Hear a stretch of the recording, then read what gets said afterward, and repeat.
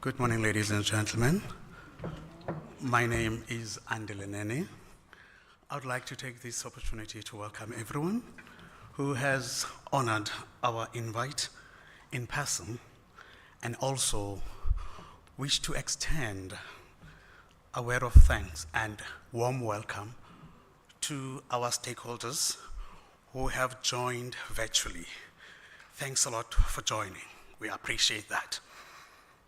You are welcome in today's MICT SETA 2024 Stakeholder Engagement Roadshow in our province, the Eastern Cape.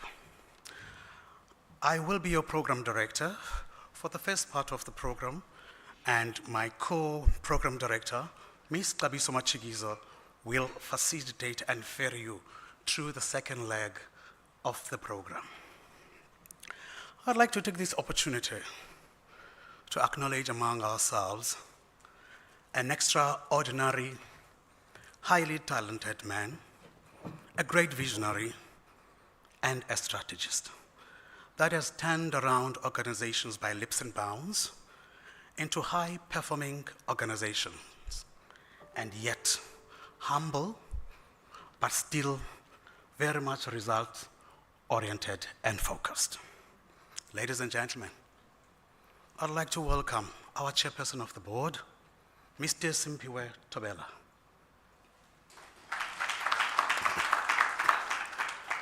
We appreciate your presence, sir, for having graced our event today, and we feel very special that you are among us. We understand also that you have other formidable responsibilities of national interest, but you have opted to be with us in this special event. We truly appreciate that. I'd like to extend our warm welcome to our CEO, Mr. Matume Matibana, and our great colleagues. We pride ourselves of your leadership. Great performance we have come to be renowned for, and skills development stories that we have showcased in our newsletters and media platforms alike. This would not have been achieved, ladies and gentlemen, without you, our special partners. Our rural youth have emancipated in media and ICT interventions that we can share about today. Just last year, we produced and celebrated graduates in the following NQF-aligned learnership interventions in our province. 19 graduates in radio production level 5, 123 in film and video production qualifications, 37 in end user level 3, 57 in systems support level 5, 221, such an astounding number, in technical support level 4. Just recently, ladies and gentlemen, in our province, we were in testimony where we saw 50 learners that were part of the Gqeberha graduate internship programs being absorbed in full employment within the ICT industry.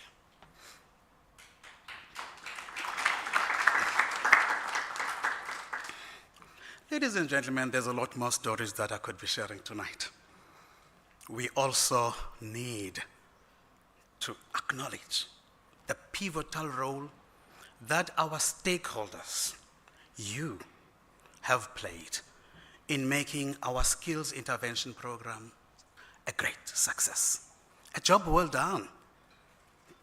And thanks to you all. May we clap hands for our stakeholders.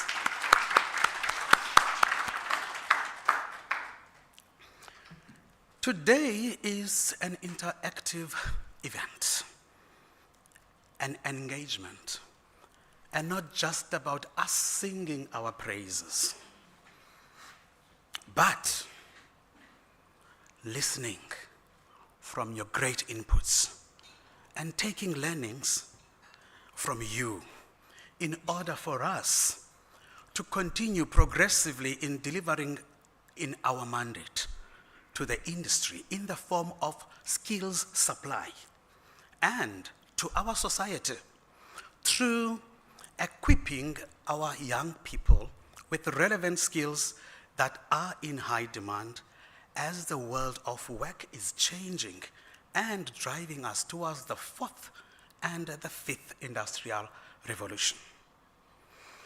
Taking a look now at the program, we will have our chairperson of the board who will give us a keynote address in opening this event, and later followed by our great and dynamic CEO who will share with us how the MICT SETA performance has been going, and maybe secrets on how to forge great and successful strategic partnerships that the MICT SETA is currently enjoying.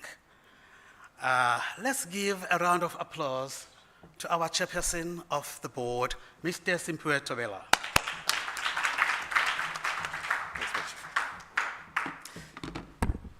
Good morning, ladies and gentlemen, those who are here physically and others that are online. So, where do we start? Let me first indicate that when I was introduced, I thought he was talking about somebody else, not me. It hardly happens that somebody from rural areas like me gets showered with praises like that, you know.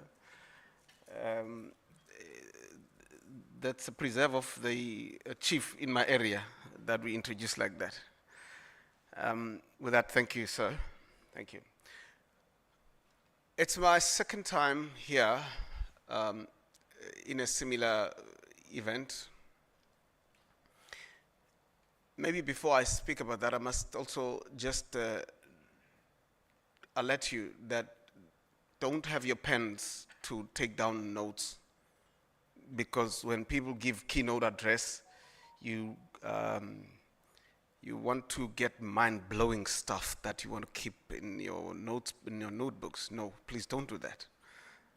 I will not be saying anything that's out of this world. So I'll be just speaking as an ordinary person who has been asked to open this event. Today, for this board that I am a chairperson of for now, it's probably the last stakeholder engagement for the term. Our 5 years, we have just begun our 5 years. And probably we would look back and say, we need to account for what we have been able to do. But as we account for what we've been able to do and achieve over the period, and probably miss hits if there are any, we should do that also including you, as I know you've been referred to as stakeholders, and I've heard you elsewhere referred to as SDPs or training providers. I don't know which is the correct word. But what you do it on behalf of MICT SETA. So in other words, we don't see you as separate from us, because what you are doing now is otherwise what we should be doing. But because of practical reasons, we can't be everywhere as an organization doing and delivering the skills that have to be delivered. Therefore, we forge partnerships with you, and for you to go do what otherwise should be done by MICT SETA. So you can't see yourselves as different and separate from MICT SETA. You're just an extension of MICT SETA. And normally when you do this work, there is a service level agreement, which is a contractual agreement that binds us together on what we need to do. But most importantly, as I reflect on the 5 years, is that we need all of us to take stock and ask ourselves, what is our contribution to building this nation, the South African nation? Have we done the best that we could have and that we should be doing to make this country the best that it can be? It is clear to me, and probably to all of you, you may agree, that for any nation to develop, for any nation to improve its well-being, education and skills are critical and key for that. And therefore, the role that you play should and must not be about the survival of an individual, company, or person, but you should plug your contribution and link it to the bigger national question. We should ask ourselves, are we contributing to developing this economy and providing the skills that are required? Yes, indeed, you are business people. We can't take that away from you guys. But I always argue, the business benefits should and must be a byproduct of what we do, not the main thing that we do. The main thing that we do is to develop skills and equip young people, and probably the old ones as well. And I must say the old ones because I'm going towards that end now. My age is, so I don't want to be excluded in being trained. I still have a date with the Auditor General, and if I may divert a bit, I still have a date with the Auditor General, who, in one of the platforms recently, where she spoke with SETAs, 21 of these SETAs, and one of the things that he was saying,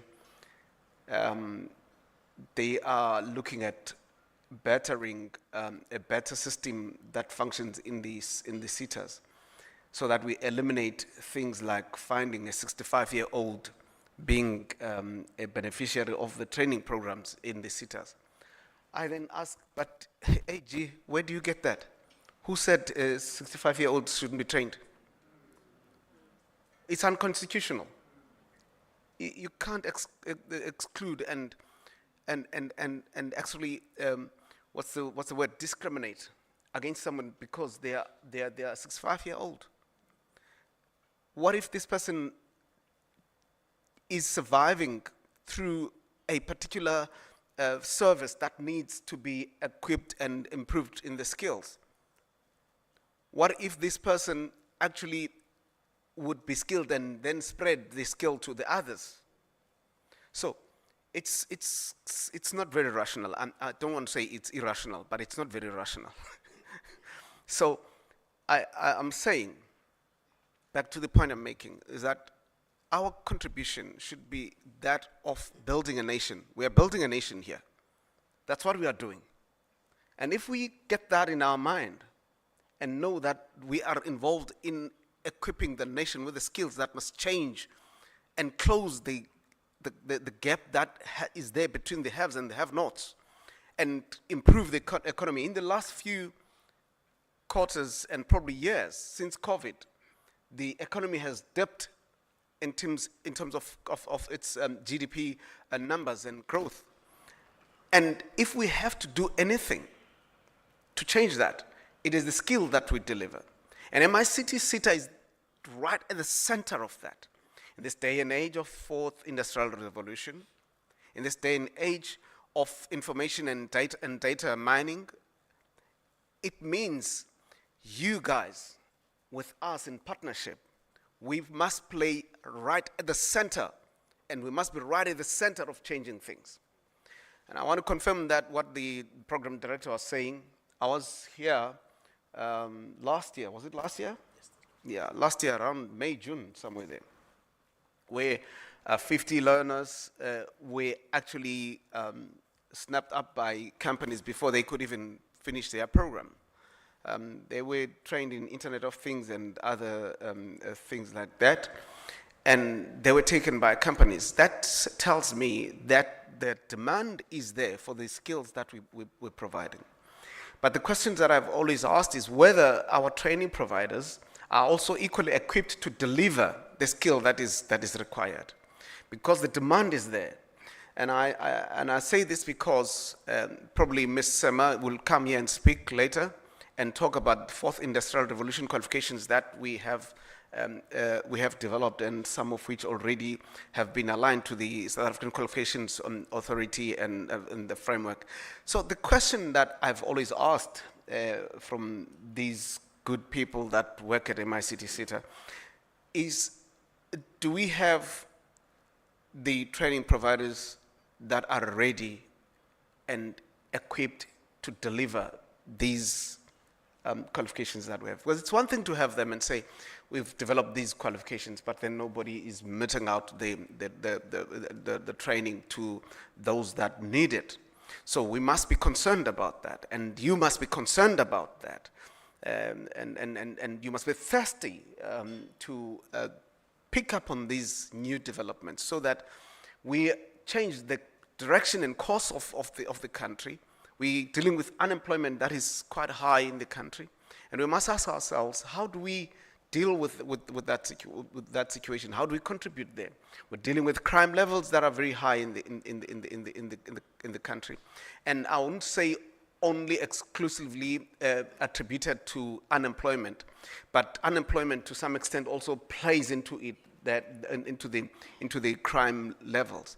And therefore we must ask ourselves all the time, what is it that we do to contribute positively to change the situation?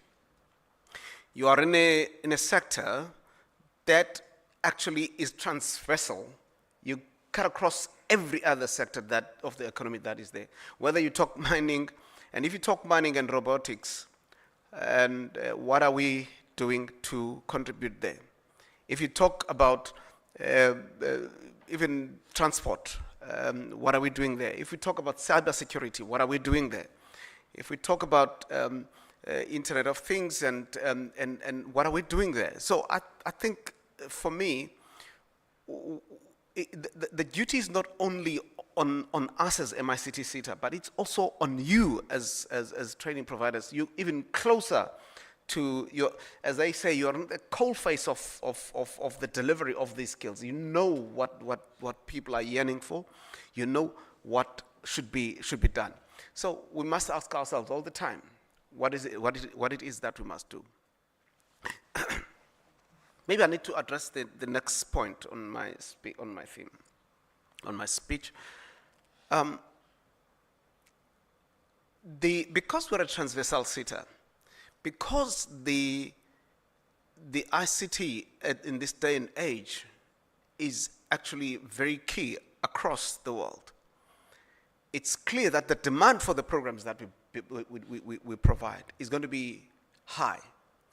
And I say this because elsewhere I have been asked, or we have been asked, there are people who argue that they've not been given an opportunity to deliver our programs, and as if they are those that are exclusively having a right to deliver our programs. And it's not like that.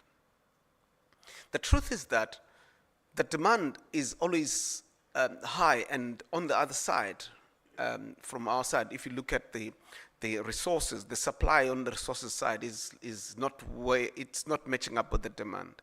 In the DG grant that has just closed, that was closed in September, and which is starting now, we had an uptake that exceeded the budget that we have by almost R500 million.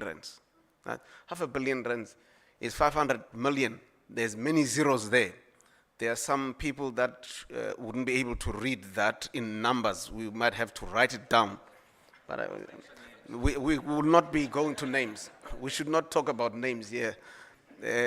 But we know that those are big numbers.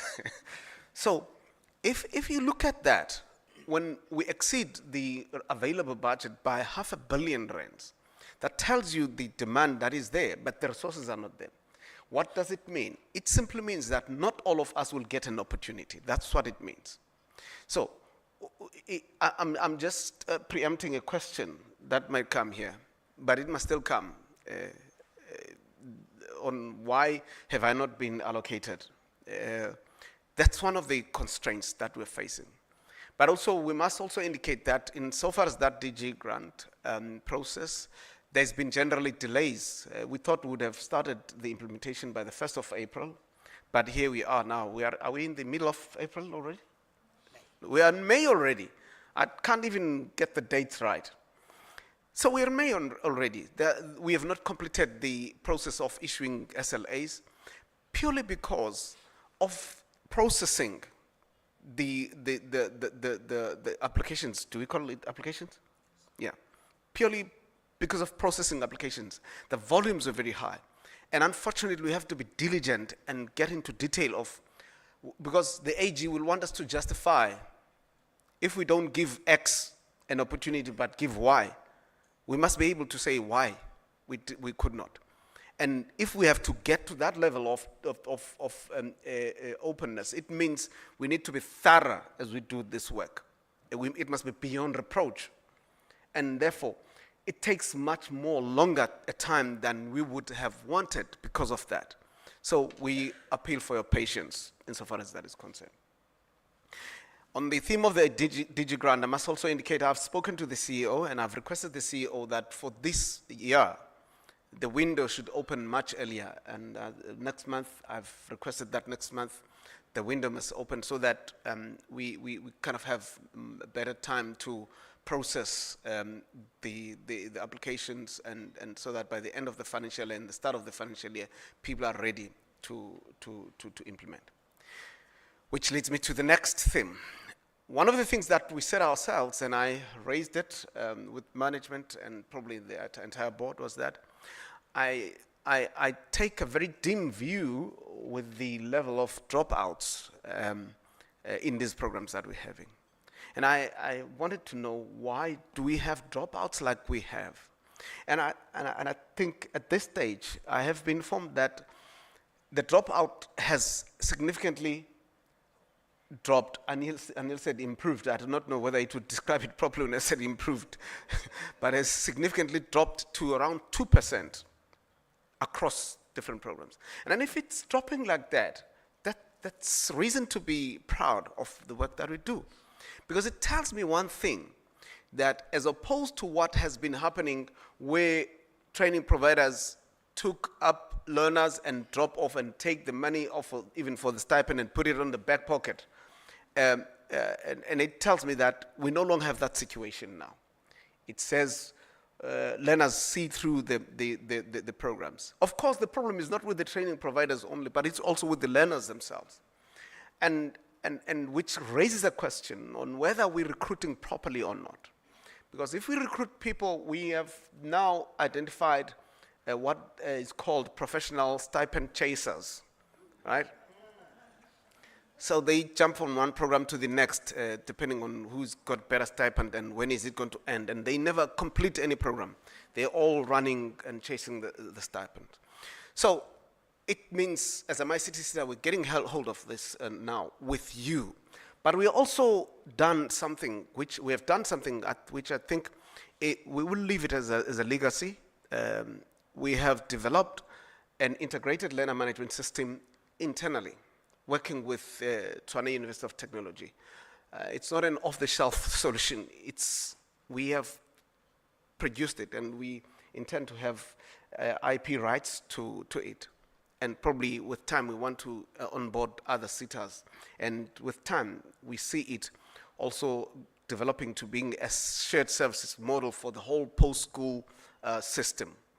And the importance of this is that these stipend chasers and double dipping is going to be eliminated, because it also links with Home Affairs, so that you can't have a person with one ID also found in various SETAs collecting a stipend.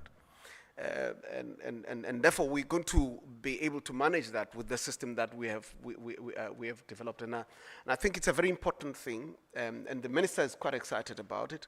And we also, at QCTO, we intend to interface with QCTO on this. And And I think it's going to be a complete solution, an end-to-end solution that must bring efficiency, including how you apply for accreditation and approvals and all those things. We want to do it within one system and right up to certification. And we have had situations of our certificates also issued fraudulently.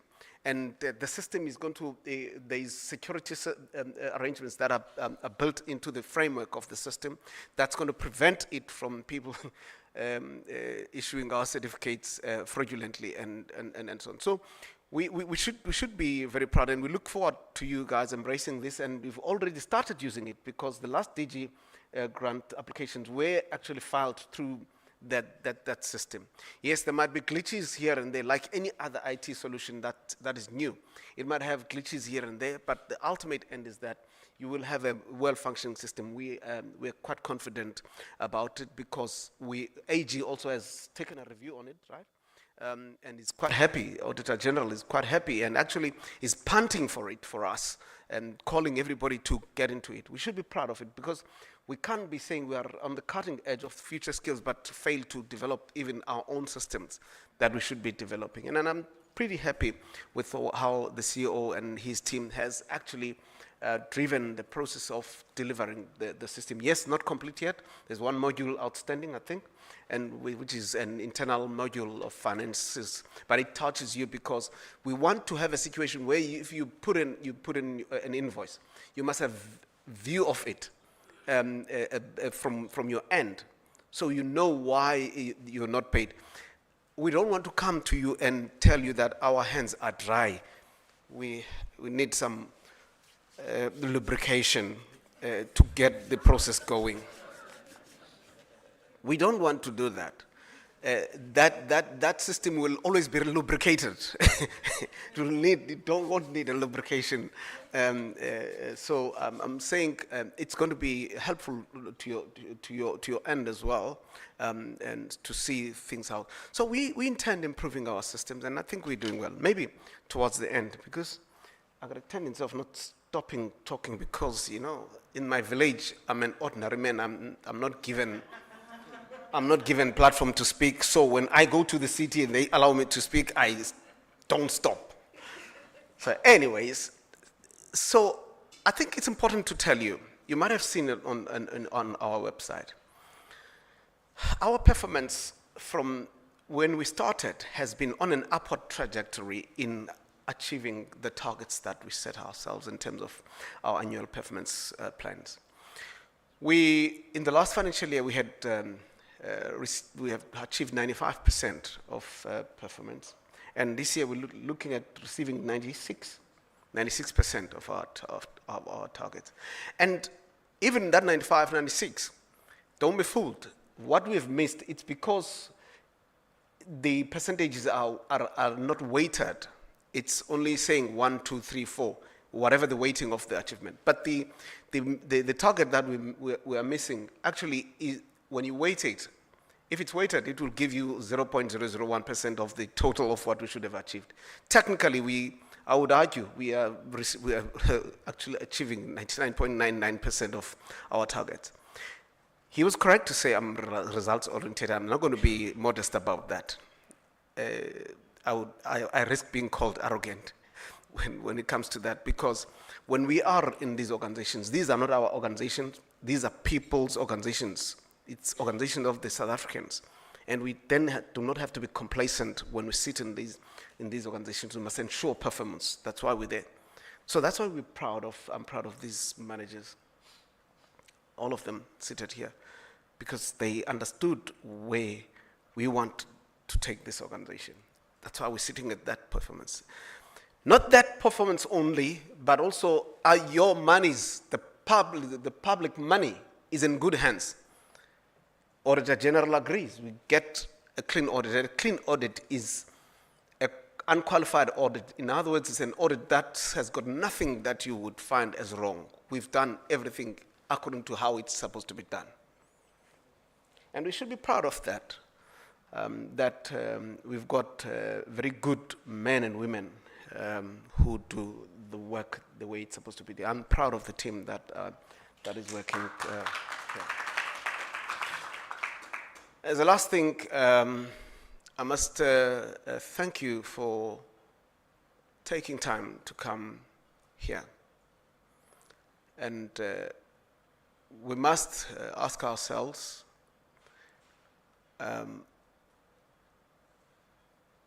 what is the next level of development and skilling the nation that we should be engaging in? The Economic Recovery and Reconstruction Plan, ERRP, it's 30 pages, it's a 30-page document that's approved by the cabinet. If you read it, take time and go just read that document and probably search the word skill in that document. You would find there's no word that appears more than the word skill in that entire document. There's no word that appears more than that. What does it tell you? It simply says, if we're not skilling the nation, there's no way that we'll develop the economy. If we don't develop the economy, the poverty and inequality would remain. And if we want to deal with those devils that are besetting us, we therefore have to be deliberate and very serious about skills development.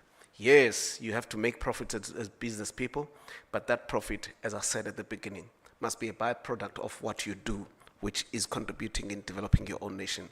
This country, when we die, we must leave a country for the kids to have. We can't be selfish and think of today only. We have borrowed this country from those that are still coming after us.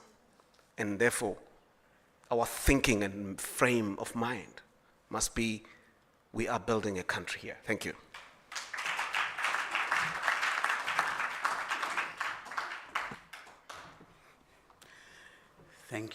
Thank you, Chair. Can we give our chairperson another round of applause, please? Yes, in the interest of time, I'm not going to be spoiling his words. However, there are some salient areas that he has articulated very well regarding the SETA, and where he has emphasized the importance of skills development in the country, if ever we want to move our country and its nation forward. And ladies and gentlemen, truly that is, because if you look around the world, TSMC, ASML, those are chip manufacturing companies. One is in Taiwan, one is in the Netherlands. And there are geopolitical, squabbles around distributing chips. So we really do not have a full competitive advantage when it comes to trade. And therefore, the only strength that we have should be skills development. Start ensuring that we develop those software developers, creating apps, ensuring that we embrace the fourth industrial revolution. Thanks a lot, sir, for having also explicitly explained the DG process and also making a great emphasis on ensuring that we develop our young people, the future of the country, because the DG grant mainly, as our chairperson has said, it's not about sustaining us, but it's more of facilitating a role whereby there is a skills transfer that takes place from an experienced employee or mentor to the leader, future leaders of our country. Thanks a lot with those words, sir. And now a round of applause, please, again for my dynamic CEO, the gentle giant. Over to you, sir. Thanks.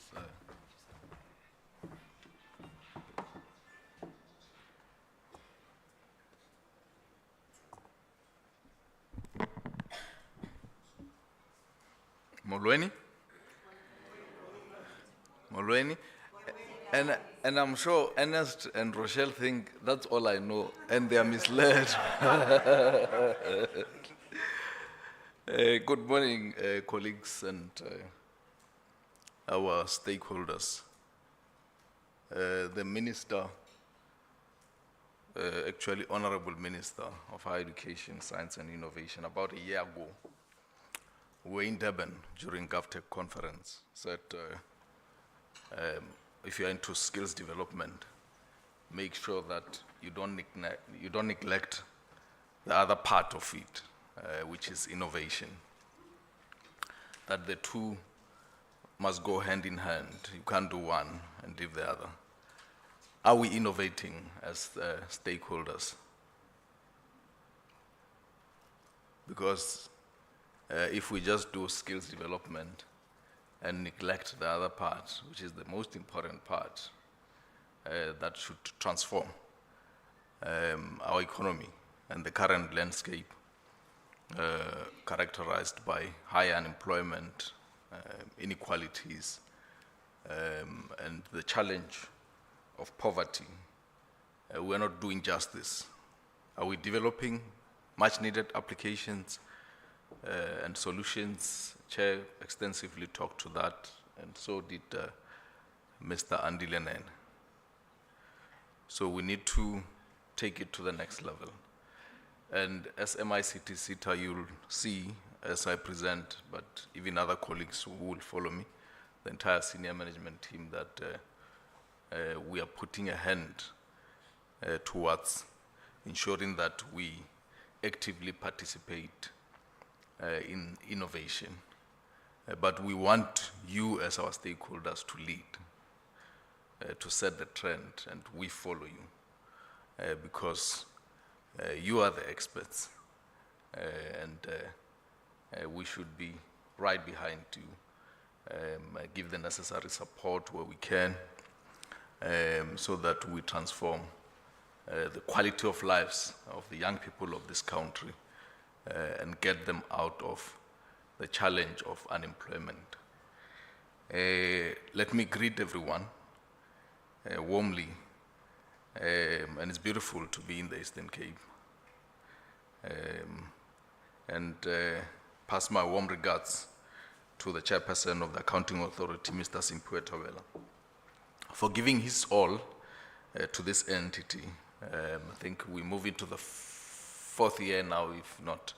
We actually move into the fifth year, and steering it in the right direction at all material times, collaboratively, obviously, with the broader Accounting Authority of MICT SETA. The senior management team from SSP, ETQA, 4IR, LPD, which is the interest of everyone. Is there anyone who doesn't want discretionary grants here? Realistically speaking, we all want them, but is it possible to accommodate all at once? You'll see when Ernest presents that it's an impossible dream to allocate everybody.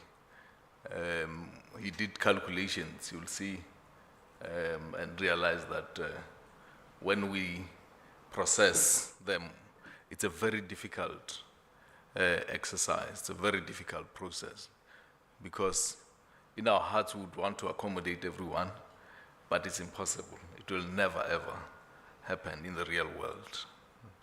The resources of government are always limited, from the targets that we are granted to deliver per year and the budget that goes with that. All of them are always stringent. So you'll see as colleagues present that we'll always have these limited resources, but we try by all means to still make that little impact where we can, in the best interest of the young people of this country, in the best interest of the industry, ensuring that we equip as many young people as we possibly can.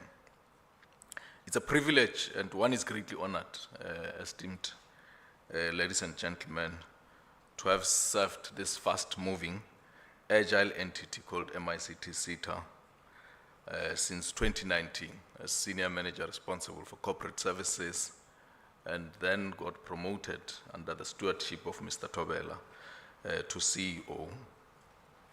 this exciting, selfless journey of equipping our youth, ladies and gentlemen, with much needed skills, thereby creating value in the society collaboratively with yourselves as great team players, because you enable us. When we talk performance, it's because of your maximum cooperation in terms of compliance when it comes to submission of much needed and required documents.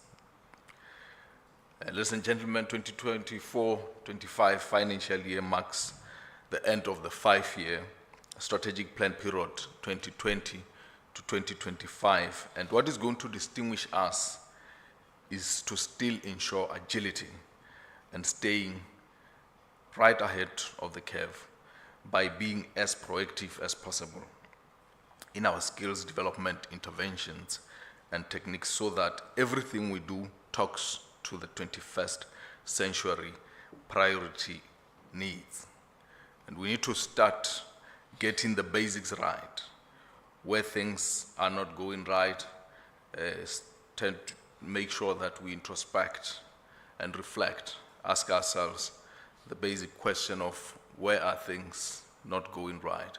If we need to change the approach, we need to make sure that we change the approach. Like we're talking skills development on the left, ensure that we also innovate on the other side. Because if we don't do that, it becomes problematic, and we're compounding the challenge that we are sitting with as a country. Chair alluded to skills development providers to say, are we having the kind of quality that we want? When it comes to your facilitators, are we ensuring that they move ahead, they move with the times? When it comes to the kind of curriculum that we are obsessed with. We've developed more than 50 4-aligned qualifications. Are they taking charge and ensuring that they lead when it comes to facilitation of those kind of programs? And we need to also move beyond MICT SETA. There are many other SETAs, because the set thing that would be there would be to entirely depend on MICT SETA, and when you don't get allocated discretionary grants, everything gets stuck. That's not what we want. You need to look at multiple options. A number of SETAs nowadays are also providing digital skills, because we are in the digital era, we are in the 4R era, we are in the AI era.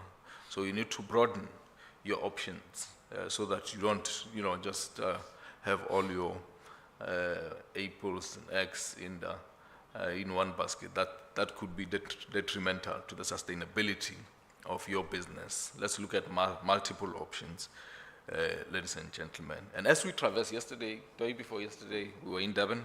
As we traverse through the country, engaging with stakeholders, we get inspired in most instances to hear some of their good stories, their successes. Some are into software development, others are into cybersecurity, some are into cell phone and mobile devices repairs. I mean, if you were to ask, is there anyone in this room who doesn't have a cell phone? We all have cell phones.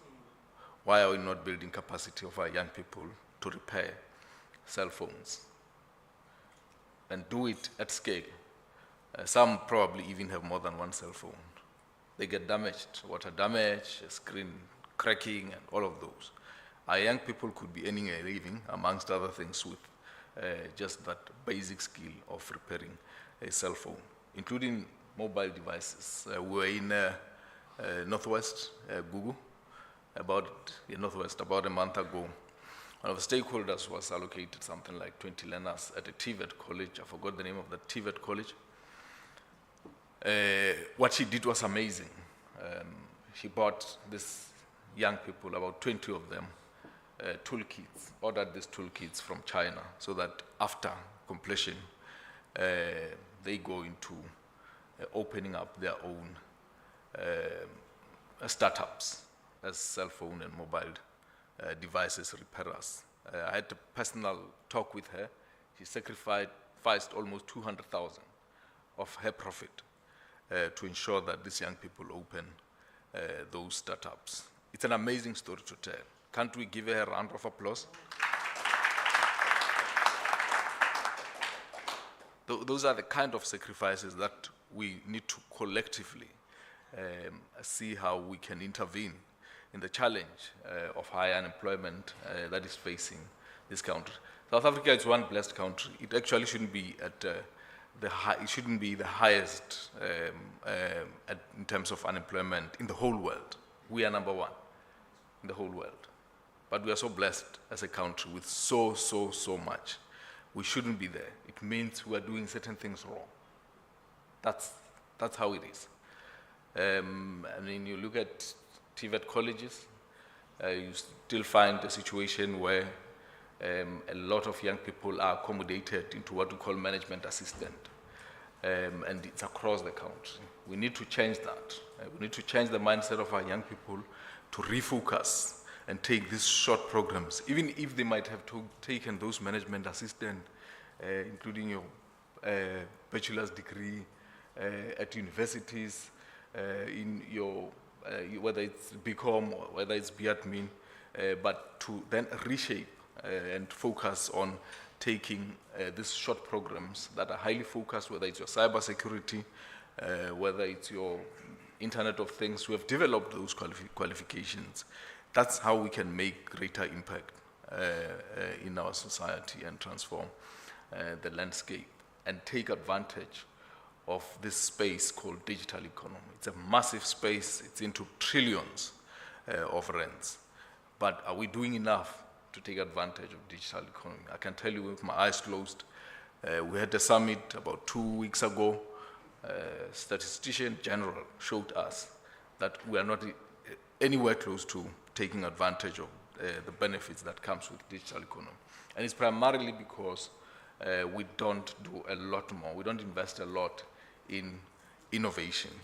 So we need to, as we upskill, as we skill these young people, ensure that we strengthen their capacity when it comes to innovation, starting with the basics in our small spaces, in our small companies, such that we even become jealous of letting them go to other companies because they are properly capacitated to develop much needed solutions for the country. There was one stakeholder in Durban, software development.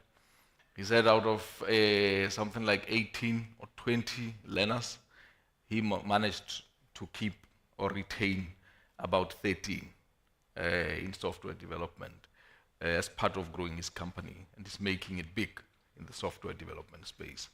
That should be our vision, ladies and gentlemen, if we really want to be more impactful, see how we strengthen their capacity, build and strengthen even their soft skills component. Soft skills is very important. Your critical and analytical thinking, we need to strengthen also that part, and also balance the entrepreneurial skills of these young people such that they have got multiple options at that time when they leave our training provisions entities. And that way, ladies and gentlemen, we'll be doing justice in terms of strengthening their capacity.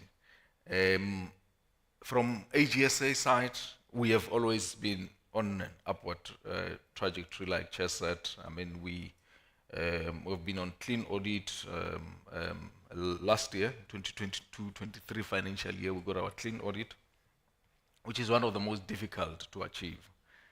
No matter how you do things right, sometimes you do some errors, what we call administrative errors here and there, that AG will not be happy with. In 2021-22, we received an unqualified audit opinion, and there were challenges that we had not to pitch at the clean audit were mainly related to submission of documents from stakeholder side. And I wouldn't mention provinces where we struggled in receiving documentation, ensuring that you have a proper, accurate data of your learners and you report it as accurately as possible. Let's ensure we do that. because if you do that accurately, it's for the benefit even for the SETA when it comes to this favorable audit outcomes. In 2020, 2021, we obtained our clean audit. In 2019-20, we obtained unqualified audit opinion. So we have been doing well as an entity, without a doubt. Percentage performance, 2019-2020, we obtained 83%.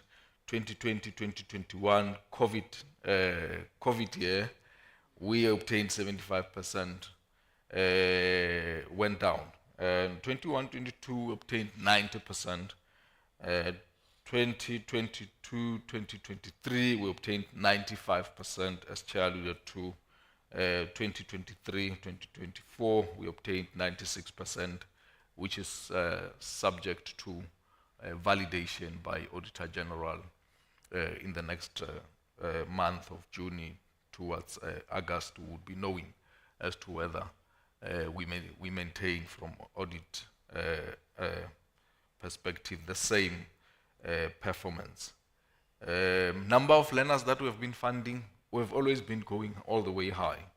If you look at 2019, we were funding something like 18,136 learners. Right now, we're funding more than 21,000 learners. Rent value, we were at 448 million in 2019-2020. As we speak now, that has doubled. We funding more than 886 million. But with that, part of some of the challenges that we have restrictions when it comes to building or strengthening or enlarging the capacity in terms of employees serving the entity. We have almost doubled on the budget side for discretionary grants, but the people who serve you as stakeholders, if you look at the numbers, hasn't increased by any far. We probably might have increased by 25 employees or so. So somewhere, somehow, where you find those glitches of non-responsiveness, you've got to understand the challenge that we're sitting with of low capacity employees. You look at Eastern Cape, you probably have like 5 employees. Same with Durban. If you look at Durban, how geographically spread, there are about 5 employees who are serving the entire Durban region. And unfortunately, we can't do much with it. We try to beef up with some little bit of contracted employees to assist, move the train, but it's very difficult for employees. More often than not, they don't rest. They work throughout the weekends, but then it affects everyone else, including myself. So we work throughout in order for us to meet your halfway and meet your obligations. Terminations is a bad story. We don't want it. Just before terminations, number of stakeholders funded. 2019, 216 number of stakeholders funded. 2023-24, 480 stakeholders funded. Deliberately because the board took a firm resolution that no, we've got to share. We're in a climate where very few stakeholders will be accommodated with very big numbers, and then everybody else suffers. If you look at it, it tells you the fairness that was applied, 216 all the way to 480. It has gone beyond double in terms of number of stakeholders funded. And as you fund the increase the number of stakeholders, we did not necessarily, because of the limitations that are there from policy perspective or regulation perspective, that says you can't have spent more than 10.5% of your admin on, So that posed a challenge on the staffing side, but we still continue to do the best that we can. If you look at us, more often than not, we look exhausted all the time. It's because we work throughout. But it's part of the deal. It's part of what we signed for. And because we want to see this country transformed, we'll continue to sacrifice ourselves so that things continue to get better. Terminated contract is a bad deal. We don't want any termination, actually. We had terminations here and there, 2019, about 4. 2020, 2021, we had 2. 2021-22, we had about 8 terminations. That's a bad deal. AG becomes very unhappy with terminations and could even move to the extent of wanting to recover money from those contracts that have been terminated. So whatever we do, let's make sure that termination doesn't happen. Termination resulting from very basic things that we should avoid. I mean, issue of non-payment of stipends. Why would someone just decide not to pay stipends to learners when MICT has paid? It's a bad deal. And we will become very unpopular when it comes to that, because we terminate those contracts. And what we're going to be enforcing going forward beyond termination will be even applying for delisting through the board with National Treasury, such that the associated directors of that company never do business with government, because you compromise poor learners who have sacrificed their time, their energy to try and acquire or be equipped, and all of a sudden the contract's terminated. We've got to start things afresh, re-advertise for someone to take over that contract. So we don't want those kind of tendencies. They've been there, but it's a bad deal. 2023, 24, we had 3 terminations. 3 terminations, you might find that learners involved in the process are more than 50, could be more than 60. And to compromising all of those learners, now we've got to find a way of re-advertising that those projects for other stakeholders. Non-placement of learners, equally a bad deal. When we apply for this discretionary grant, let's apply for numbers that we know, even in terms of placement. It shouldn't really be about big numbers. It should be about producing quality at all material times, because if you produce quality, there are chances of success, of finding opportunities, whether in the workplace as employees or transitioning into entrepreneurship, build their own startups, the better it becomes. So let's apply for numbers that we know we can manage, even when it comes to ensuring that they secure appropriate, relevant placement that you have trained them for. If it's cybersecurity, find a company where they would train them when it comes to cybersecurity, and not something else that really is not relevant to what they studied or learned. Submission of fraudulent documents, it happens. We sometimes experience those. Very unfortunate that people would deliberately just submit fraudulent documents to us, and we discover some of these things late, and let's ensure that we do it right, stakeholders, and not compromise MICT SETA under any circumstances. But these are some of the things that we deal with on a day-to-day basis. If we are to make this country better, let's be honest and decent about some of the things that we do. It's not every stakeholder. If you look at the numbers, they are very minimal. A lot of stakeholders are doing very well, but amongst ourselves, as we share and cross-pollinate ideas in how best we can improve, as we collaborate between each other as SMMEs. Remember, you mustn't always compete as SMMEs. Sometimes find a way of synergizing and collaborating so that you continue to grow and attract the interest of even your bigger and medium levy paying companies when it comes to the learners that you have skilled in the process or equipped or empowered. Let's ensure that we share our experiences and our expertise. That way, things will be getting better for the country. Let me pause there and leave it at that, because one might never stop. Thanks very much, stakeholders.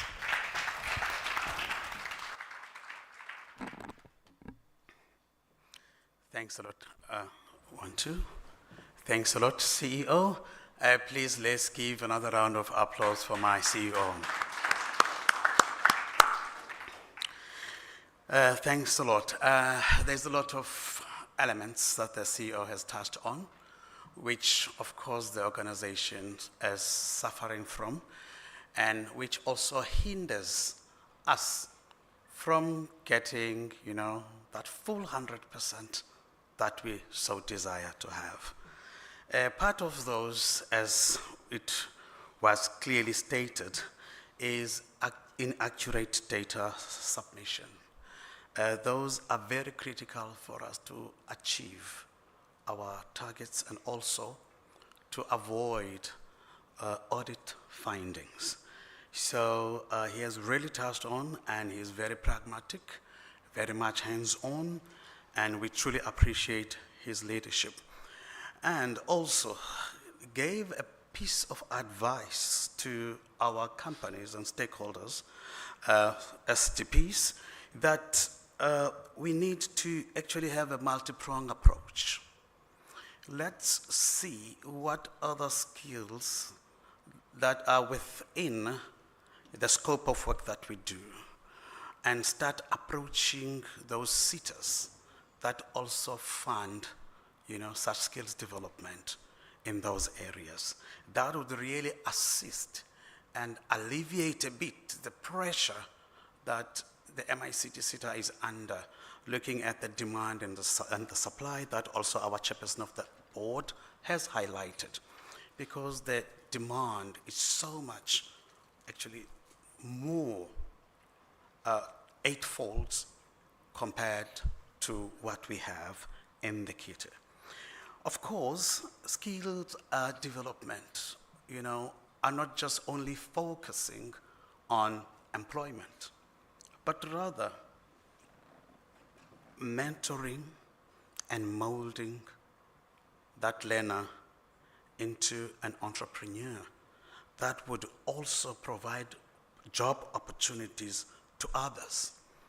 And we were also advised to be more innovative in our approach. And for those learners that are exiting our universities, it's quite now important for them to augment their traditional degrees with a bit of digital economy inclined courses. There's going to be more that you'll hear about, mainly on 4IR, as my CEO has alluded to that. And we truly appreciate you having been our partners and working with us. And we will always be with you and support you every step of the way. And ladies and gentlemen, we all know that the MICT SETA has got a number of divisions that are central to our skills development mandate that we need to execute. Well, our SETA comprises 4 divisions, and the divisions are as follows. The SSP, which is the Sector Skills Plan, that provides a landscape on skills across all our subsectors and focuses on research for priority skills required in ICT and media sector to ensure set national priorities are progressively achieved by our country. We also have the Learning Programs Division. This division implements recommendations identified by the Sector Skills Plan through our learning interventions. This division ensures occupationally directed qualifications get implemented successfully in accordance with the contract, the service level agreement that we have with our principals, the Department of Higher Education and Training. We have another division, the 4IR division. The division focuses on future skills and ensures that our country has adequate, advanced technological skills supply that matches the changing world of work. And lastly but not least, we have the Education and Training Quality Assurance Division. Our Quality Assurance Division is responsible for the development, registration, and review of our qualifications. The division also ensures quality standards are maintained by our service providers. And we actually have now designed certificates that would be tamper-proof where there is actually going to be no other person that can actually forge the certificates. And we've heard that forgery is actually a problem that we are encountering. And ladies and gentlemen, I think the time has come now for me to hand over to Ms. Gqeberha, who will introduce you to our next set of presenters who will be covering the second leg of our program. I thank you, and I thank all the speakers. Thank you.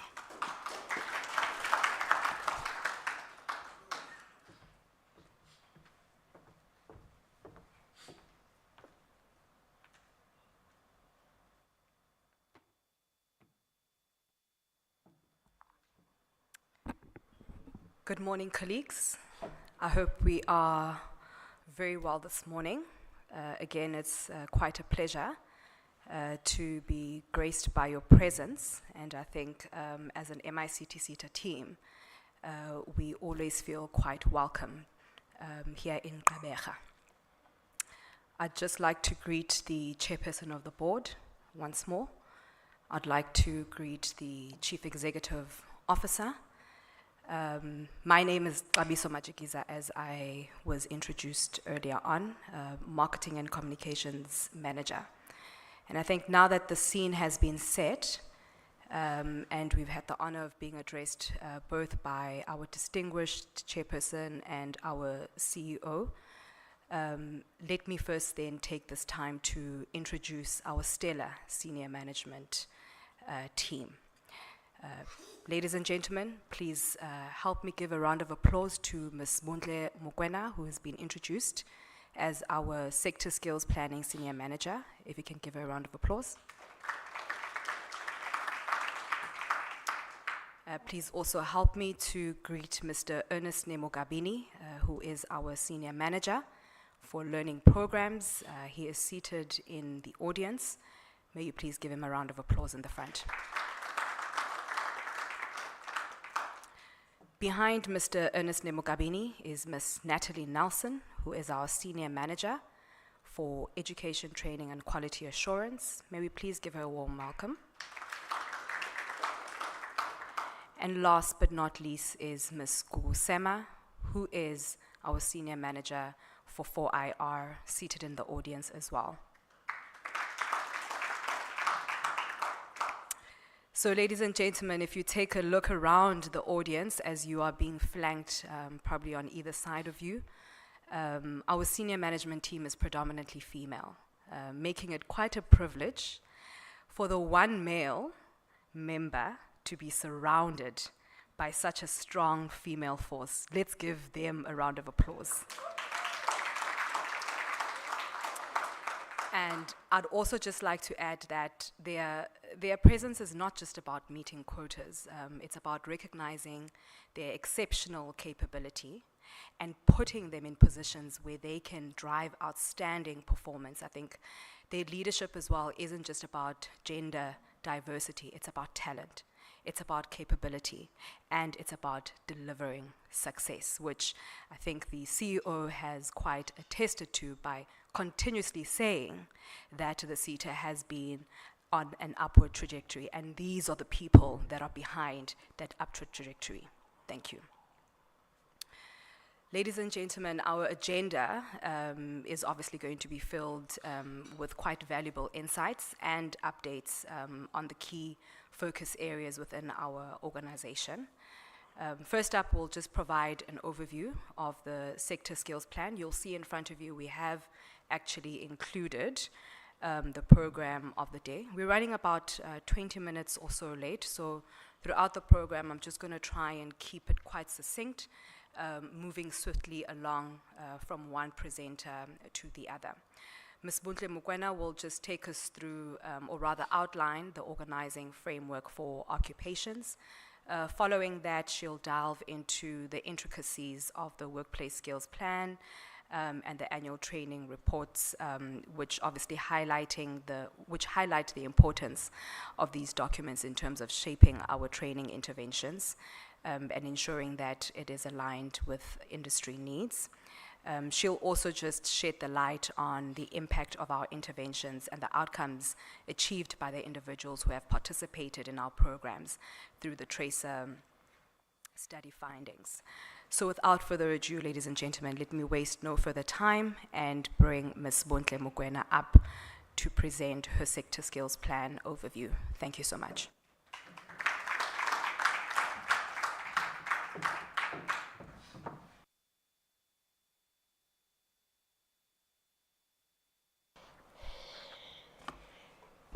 Thank you very much, Program Director. Good morning, Molweni, to everybody, and a special greeting to the Chairperson of the Board, and a special greeting to the CEO of MICT SETA. Thank you for taking the time to come and join us here. My name is Bontle Mokoena. I'm the Senior Manager, Sector Skills Planning. I work for the SSP division, and part of the work that we do is research and strategic planning. We are also responsible for receiving your WSP ATRs. We are responsible for analyzing the data and using that as part of our skills planning. So basically, we're in the planning department. So my presentation here is to take you through, give you greater insights into how we use the data that you submit to us, to also encourage you on the gaps that we have picked up in terms of the submissions, in terms of the feedback we would give you on your WSP ATR. Some stakeholders do not actually respond. And just to give you a snapshot of the current submissions that we received at the end of April 2024.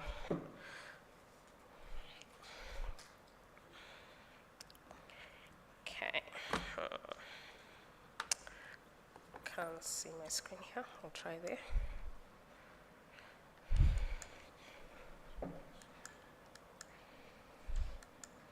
Okay, there is my presentation.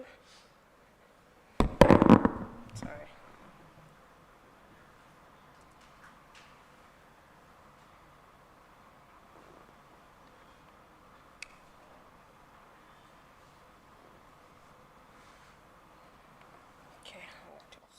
Yeah. So in terms of the presentation and the outline, as I have indicated, I'll give you a brief in terms of the OFO codes. There isn't much I will be saying there because we've already gone through the submission, but I'll also touch on the WSP ATRs, the current submissions that we've received. I'll also give you feedback on the previous year's WSP ATRs, so those will be the ones that were submitted at the end of April 2023. And I'll also go into the sector plan, which is the plan that we call the sector skills plan. This is the plan that details how MICT SETA will plan in terms of the foundation for any particular financial year, which will also impact the other divisions within the MICT SETA in terms of program alignment, program implementation, etc., etc. So in terms of the OFO, briefly, I'm just going to say that in the submissions for the 30th of April 2024, version 2021 was the version that was used in terms of your submissions. I will not delve deeper into the OFO at this point because submission has passed. And we also had online WSP ATR workshops with our SDFs to actually capacitate you on the submission of the WSP ATR and the correct use of OFO. WSP ATRs were due at the end of April 2024. If you have submitted your request or your application for a mandatory grant, thank you. We closed on the 30th of April. For those that have requested an extension, we would have received that request before the deadline of the 30th of April. If you made that request after the 30th of April, unfortunately, it cannot be considered. The regulations and the legislations around extensions are clear. It must be done before the 30th of April 2024, and that's also in line with our own MICT SETA mandatory grant policy. So that's a snapshot, as I have said, just to give you a view in terms of the submissions that we have received this year. Also to give you a comparative analysis in the previous financial years, as you see there, 2024-25 is the highest number of submissions we've received as compared to 2020-21 at MICT SETA. And I would like you to thank you and give you a round of applause for those submissions. So why it's important and critical for us to actually, in any given financial year, try to get as many submissions for WSP-ATRs. It's not only for you to be able to get access to your mandatory grant, it's also for us to be able to get access to information intelligence in terms of what is going on within workplaces that belong within the MICT sectors. As you know, MICT SETA has 5 subsectors that we support, that we plan for. So this information helps us actually have a greater understanding of the people that we are planning for, right? You'll see in terms of the sector profile that I will be actually going through. So the more WSP-ATR submissions we get, we believe that we will have even more accurate data to plan for the next financial years or for the future. So if you do not submit your WSP-ATR, you're actually sitting with information that could assist us, right? And then you are also forfeiting a mandatory grant that you are entitled to. The only thing that you need to do is submit it to us, and then you have actually done a claim against the 20% that you can claim back. So it's a tit-for-tat kind of situation. We try and encourage you. But for those who do not actually submit WSP-ATRs, they're actually losing the mandatory grant in any financial year. So you will not get back the 20% that you've paid through your levies. So as I've indicated, there are things that I would like to touch on, just going forward also to prepare us for the next submission.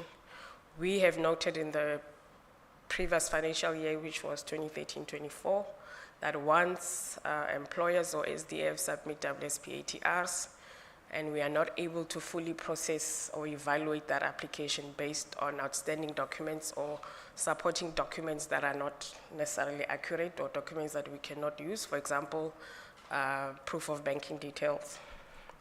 If it's not in the correct format or it's not within a specific time period, we will not use it. Finance will not be able to use it to pay you. So what we would normally do is communicate with you and ask you, can you send us the correct proof of banking details? So we sat with about, I think it's about 56 companies that were sitting on query status who have lost actually 1.8 million based on the query status. They were not able to come back to us and give us the correct information we required to support the approval of the WSP-ATR. So come the end of March, you cannot actually have that claim.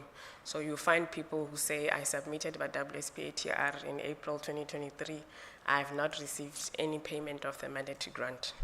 It will be because your application is actually on query status, we are not able to fully process it. And for as long as you don't provide the information we require, we will not be able to approve it. We have been sending the employers reminders. Unfortunately, those did not respond. So we find that there's also a gap between the skills development facilitator. Mostly we find this gap with those that are externally appointed, meaning they don't work for the actual company that is submitting the WSP-ATR. So you find those sometimes they don't, I'm not sure how to put it, but this is where the gap is. So there's a gap between the employer understanding where the application is, have we complied, and there's a gap with the response that the employer will get sometimes from the external SDF. We have also noted that sometimes SDFs would have missed the submission of the WSP-ATRs. We've had to deal with those issues where they're requesting for a special submission. We are not allowed to give anybody a special submission because the legislation is very clear. WSP-ATRs are due at the end of April in any financial year. Should you require an extension for valid reasons and you apply for the extension before the end of April of that year, once approved, you will be granted until the end of May to actually submit. So we will actually do a special opening of the system for you to actually finalize that application. So I think that's also critical for us to remember that so that we don't lose the money, also for us to benefit from the labor market information that we actually require for you to allow us to have an accurate sector plan for the MICT sectors, so that when we plan the interventions that we plan that are implemented through the LPD division, they're actually relevant and accurate. They're also pitched at the correct levels. So I'll move on to the next slide. So that's just the structure of the sector plan that I referred to, which we call it the sector skills plan. So this plan has 5 chapters. I'll just give you snapshots of what each chapter is about and what information is used there.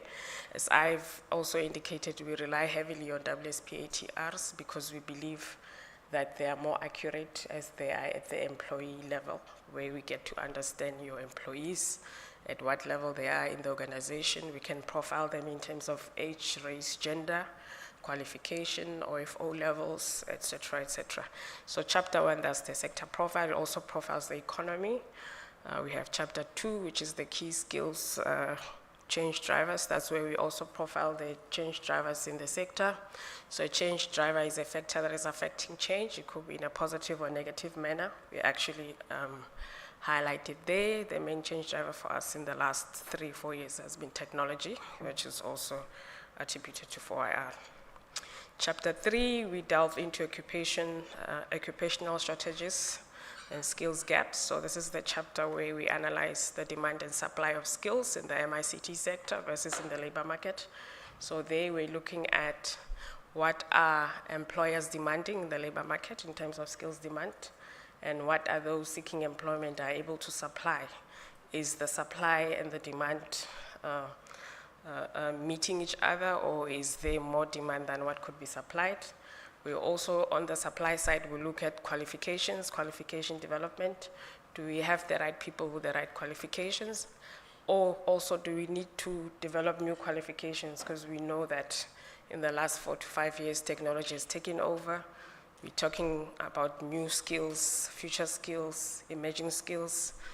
We're also talking about skills for the future that are currently not necessarily available, but we need to plan for. So this is when we analyze the supply side, higher education institutions, TVET colleges.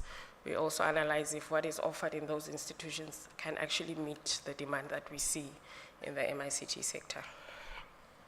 Chapter 5, it's monitoring evaluation. So this is also a critical chapter for the SETA, because as we implement programs, as we develop programs, as we get a budget, we also need to monitor ourselves. We also need to evaluate our programs to see if they're relevant, to see if we're making an impact. So I will touch briefly on the tracer study as part of my presentation, just to give you feedback in terms of what are the outcomes from the tracer study. So MICT SETA in any financial year actually does a tracer study to trace particular cohorts of learning in one financial year to see where they are from the time they ended an MICT SETA program to the time we track them. So we normally give it about a year or 2 after the program, so we can see if we've added value to that learner's life. We can also have the discussion with the skills development providers, with the learners, also within our own organization, to see where is it that we have the gaps and how can we close those. So M&E is very critical for us to continually improve our processes, to continually understand the needs of employers as well. If there are things that employers are raising that we may not be aware of, the tracer study also allows us to have insight in those areas that we may not necessarily have access to every time. So that's the point of actually doing the tracer studies, to trace the learners. Because of course there are challenges in any implementation of programs, so the tracer study is able to give us objectively the insights. So it's normally done by an external service provider for that purpose. Lastly, we have chapter 6, which is the skills priority action. So these are the priority actions that the SETA will focus on. These are normally linked to the 5-year program. So you would have seen that from 2020 to the current financial year, our priority actions hasn't changed. Also because they're also linked to the National Development Plan. They're also linked to the National Skills Development Plan. So those are cascaded down at the SETA level. I'll not touch on that slide. So in terms of chapter 1, which is the sector profile, I just want to give you the profile of the sector and also understanding how we use your data. So this information is purely based on the WSP ATR submissions. So there we're also profiling employers who are levy payers and those that are non-levy payers. So we also encourage you as a non-levy payer to submit your WSP ATR because you still have employees that belong within our MICT sectors who would need training. Should you submit a WSP ATR even though you're a non-levy paying employer, that also gives you a good chance of getting a DG grant, as we encourage you to give us the labor market intelligence in terms of what's happening within your organization. We're able to also use that and understand. And we also know that the non-levy payers are mostly at the small level. And we know that this is where the economy is growing at the small and medium level. So what we're profiling there is that within our advertising sector, those account for 60%, so those are the employers, 9% for film and electronic media, electronics 16%, information technology, which is our highest, which is our largest subsector at 54%, and telecommunications at 15%. So clearly from that one line, you can see that IT is the biggest subsector within the MICT sector, and mostly our programs will also be biased to IT because of that number, as it represents a huge amount of employers, which will also translate into a huge amount of employees. In terms of employers who are levy players, 7% is accounted for under advertising, 5% for film and electronic media, electronics 15%, information technology accounts for 50%, telecommunications as 23%. So here we are profiling employers by province. So this is where our employers are located within the country. As we service the 9 provinces in South Africa, we also want to show you how we use the data. We also have an understanding that each province is different. We know Gauteng is the hub of the economy, as you can also see. 54% of our employers are actually concentrated in Gauteng. If you also see the presentation that will come up from my colleague at LPD, most of the programs are actually in Gauteng. So that is also making sense in terms of how the program metrics works. So the second highest province that we have in terms of employers is the Western Cape, followed by KwaZulu-Natal, and that is followed by all the other ones, 1% or even less. So Eastern Cape accounts for a very small percentage of our employers, as I will show you in the next slide, which is about 1%.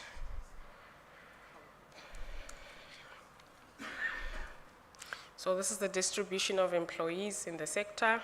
As you can see, Gauteng still accounts for 50% of that distribution, 23% Western Cape, 7% from Mpumalanga, 18% for KwaZulu-Natal, and the other ones are just below 1%. Eastern Cape also accounting for 1% in terms of the number of employees. Employment in the MICT sector. So here we try to do an analysis in terms of what's going on in the economy and what's going on at the MICT sector level in terms of employment, and comparing it at a provincial level.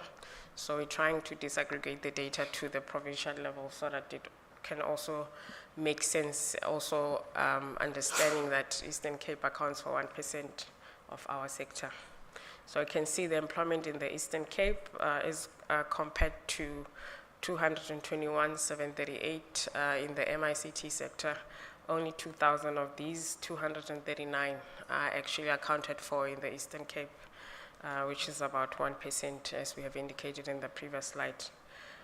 So we don't really have a lot of, we do have stakeholders in the Eastern Cape, but if we had to compare with other provinces, the nuances here as well come into play. So the dynamics we see in Gauteng will not necessarily be the same in the Eastern Cape. Also the labor profile, or the labor market profile that we have in the Eastern Cape, is completely different from most provinces, which I'll touch on. So the sector profile, as I'm going through my presentation, I would like to remind you that it's very critical. When I say nuances, we also look at the type of provinces. You have those very industrialized provinces, and you have those that are quite rural, right? You have those where they are sparse from one town to the other. So there will be different dynamics in terms of the rollout of training, in terms of the strategy, also in terms of the allocations. But the next presenter will touch on those. So what we'll also be doing going forward, we will have provincial sector plans. So the provincial sector plans will actually delve deeper into the provincial nuances that we don't necessarily see in the national sector plan, purely because we are limited in terms of the amount of pages we can have in the document. So we are limited, it must be summarized. But if we had 9 sector plans which are talking to different provinces, then it will be clear in terms of what the differences are and how the approach will not necessarily be the same for each province. So this is a subsector distribution of employees. So this is where we outline with it the 5 subsectors that I've spoken about, how many employees are represented there. So if we go to telecommunications, about 31%. If we go to information technologies, 54%, as I've said, is one of our largest. So most of our programs and our budget is biased towards the subsector. Electronics is at 8%.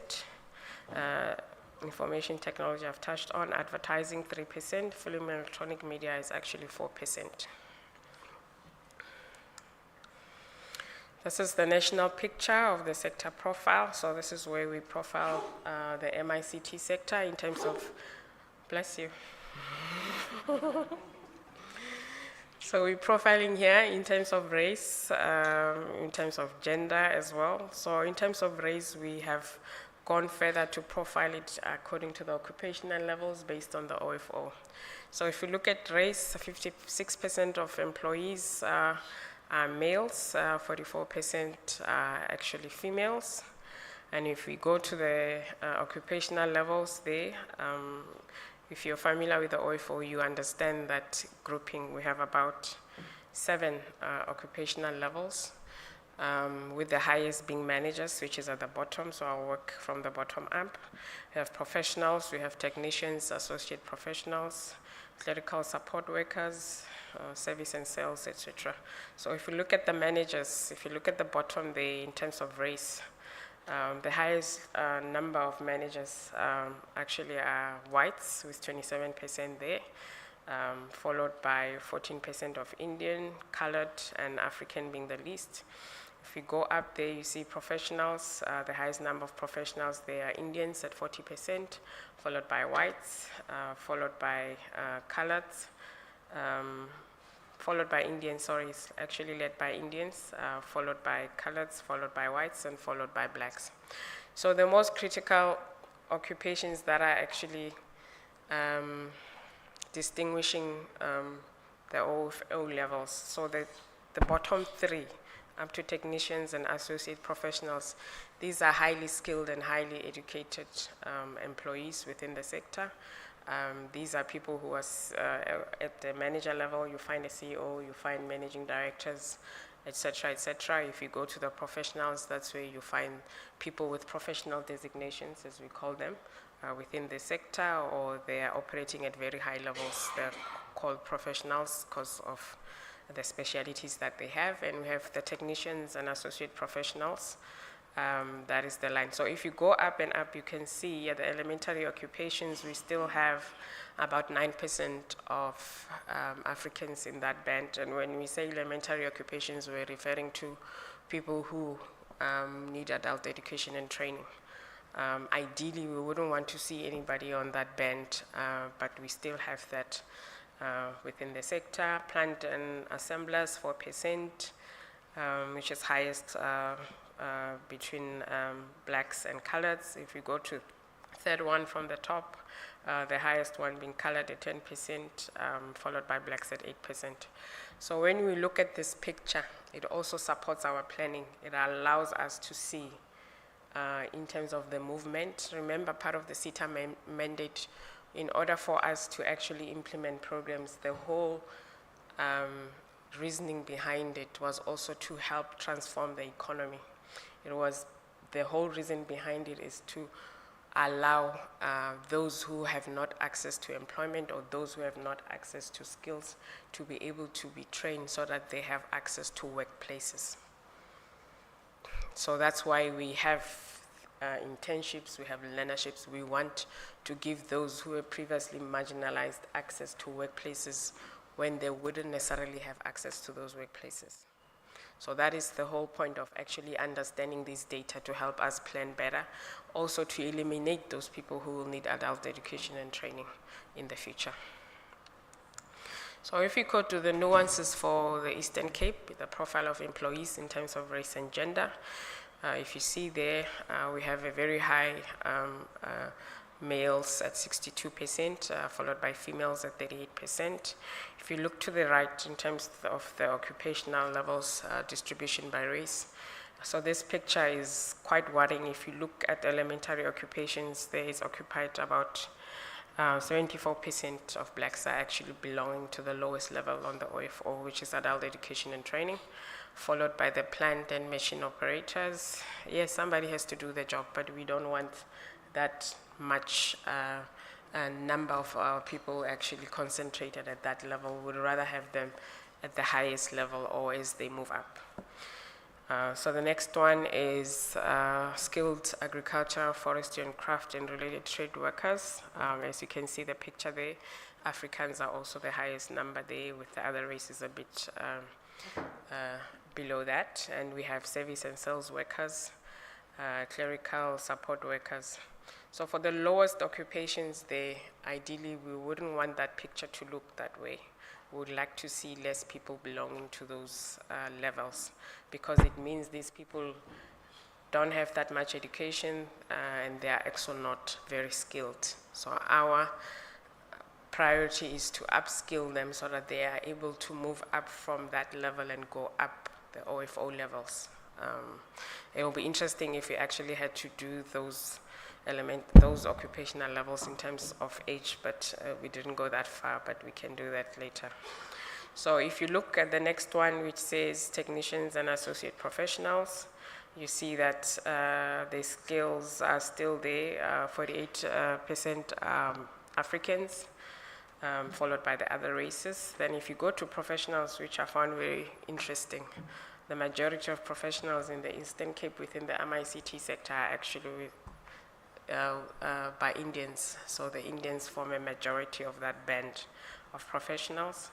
And if we go to the managers, we see there that Africans and whites are actually leading and the other races come below.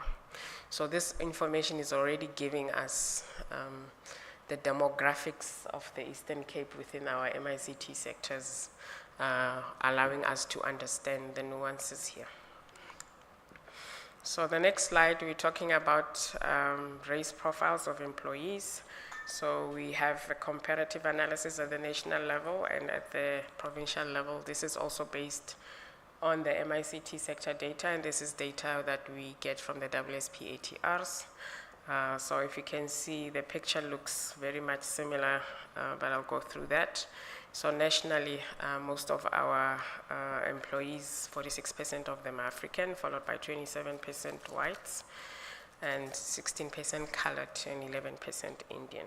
So if you go to the Eastern Cape profile, you'll see there 47% are African, and 34% are white, 17% is colored, 2% is Indian.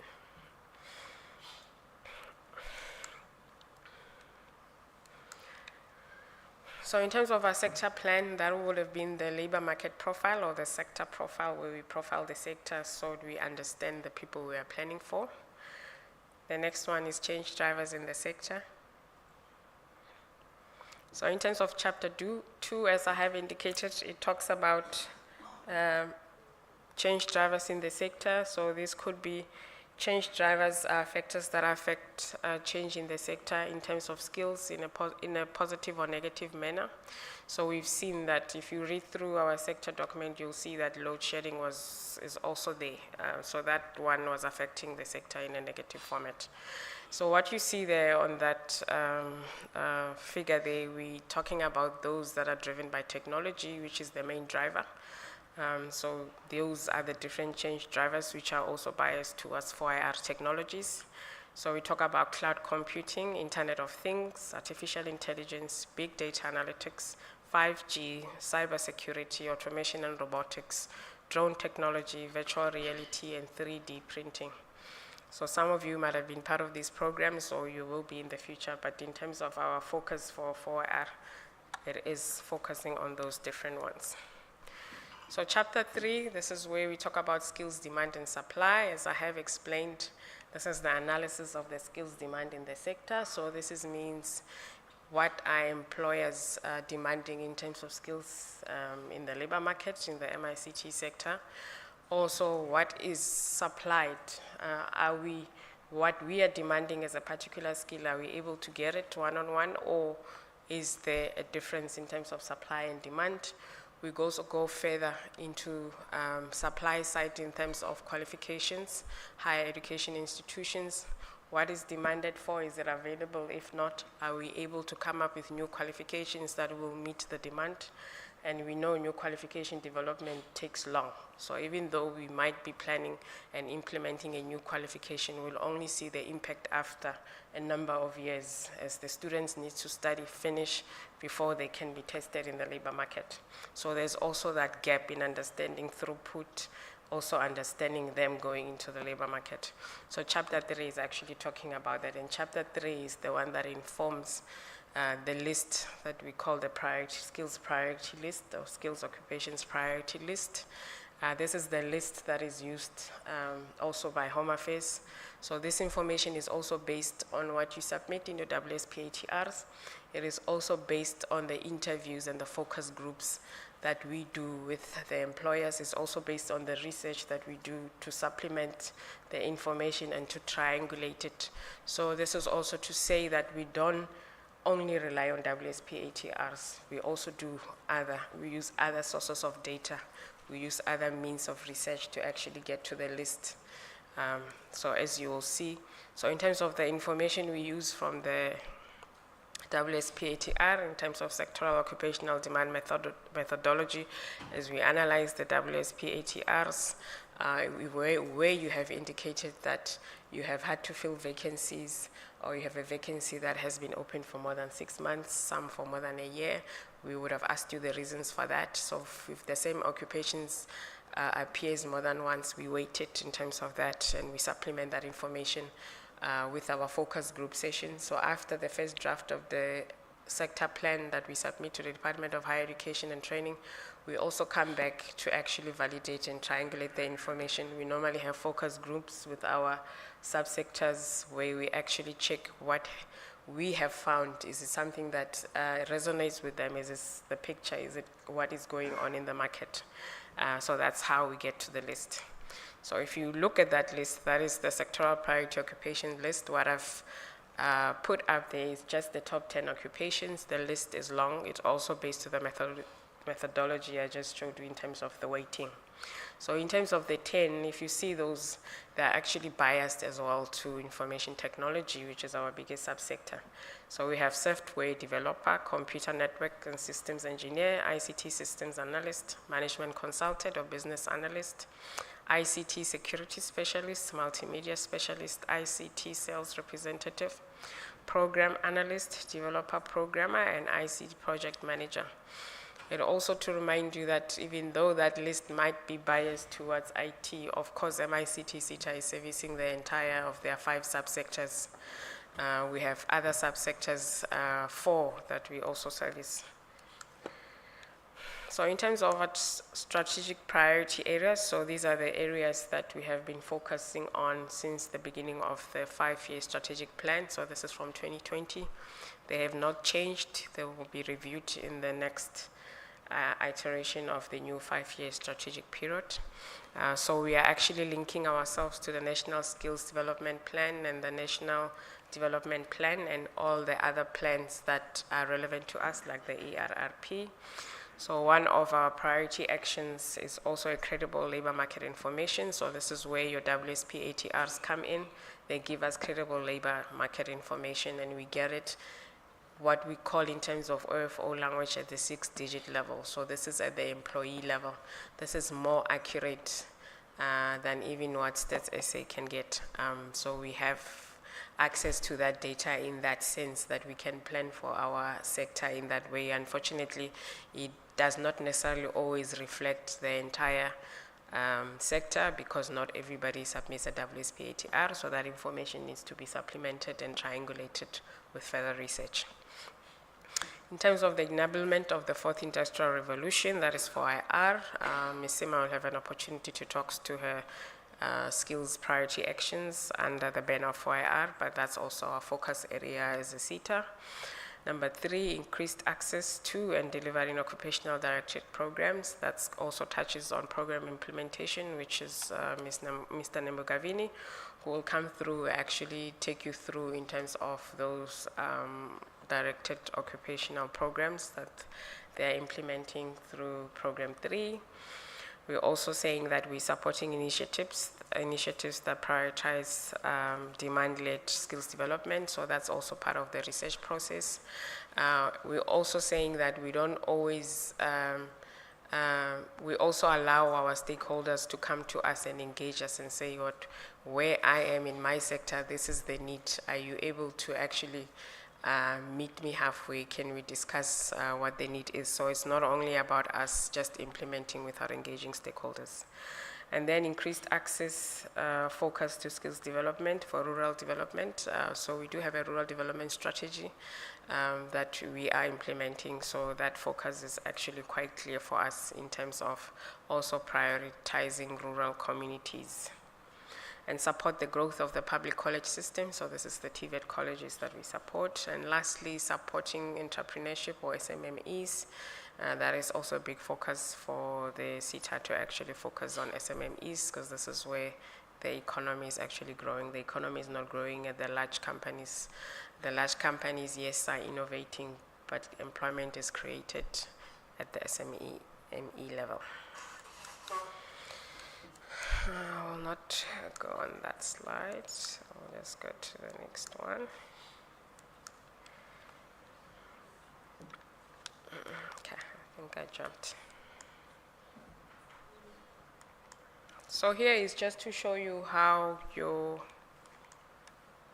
the skills development levy that the SETA receives, which is through your contributions and employers. Just to give you a snap view that in the last 10 years, this is how our levy income was able to grow. And also just in the last 3 financial years as part of the current strategic period, this is how far we have been able to grow. As you can see, there was a dip during COVID, but we have recovered.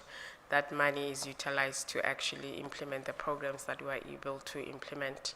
And that money is also part of your mandatory grant. So if you don't claim that mandatory grant, the SETA will take that money into the discretionary grant to actually implement programs.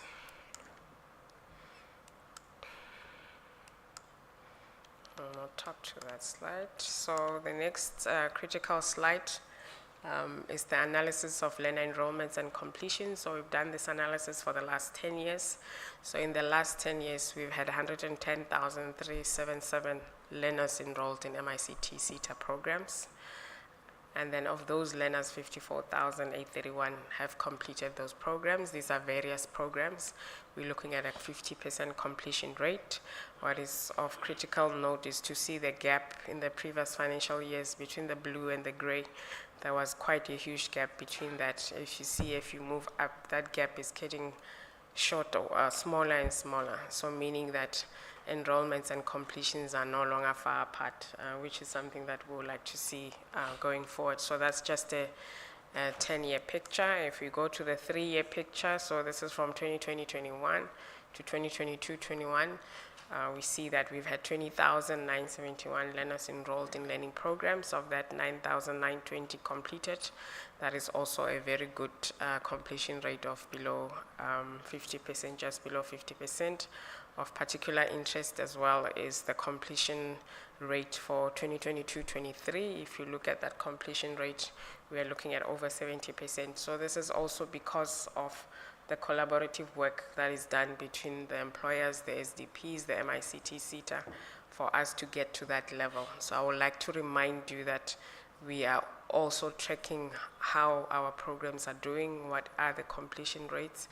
We also don't want to have learner dropouts for various reasons, which I will touch on in the tracer impact analysis.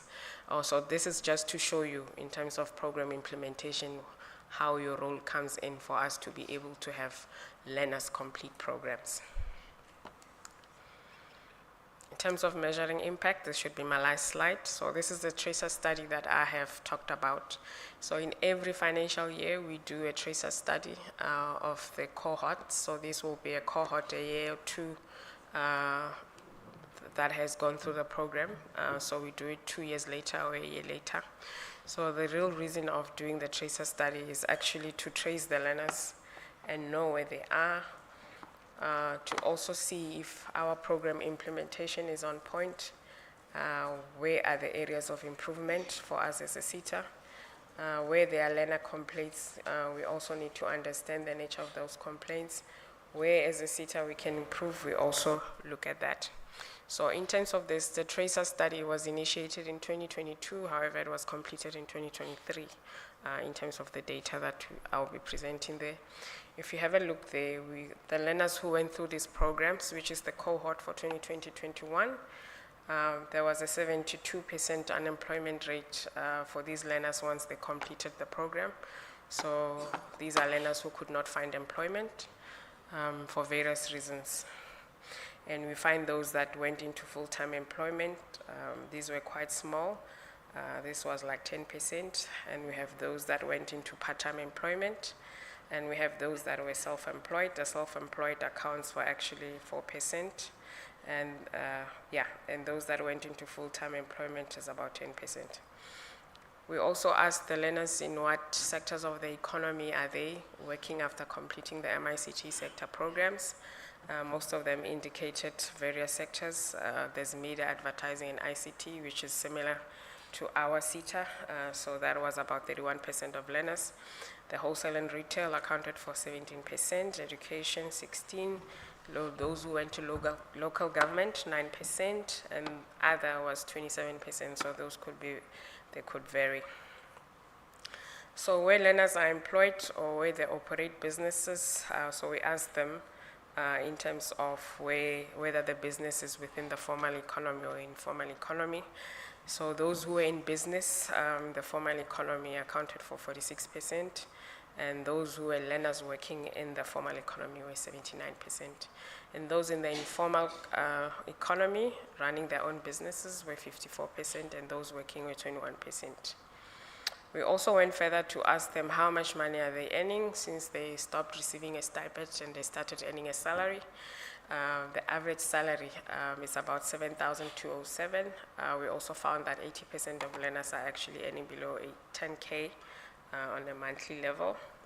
We also asked them how many of them got promoted after completing the learning program with MICT SETA. 20% of them got promoted. Those who didn't get a promotion accounts for 80%. We also asked them how many of you believe that you got employment as a result of completing the MICT SETA learning program. 27% said yes, they believe they were able to secure employment because of the MICT program. 73% said no. And we asked them if they continued their studies after completing the learning program. So 77% of them said no, yes full-time, and 14% part-time. We also asked them where they're employed, are they receiving any company benefits? This is also to gauge how far they have been able to go in employment. So the first one they mentioned was the UIF that they contribute every month. Other benefits accounted for 33%. Medical aid, those who were able to get medical aid, 19%. Pension or provident fund, 15%. Food allowance and travel allowance will follow that. And those that started it, who have gone into pure entrepreneurship and started their own businesses, 61% of them own a business, which them being the only employee and being the employer, of course, which turnover of less than 500,000 a year.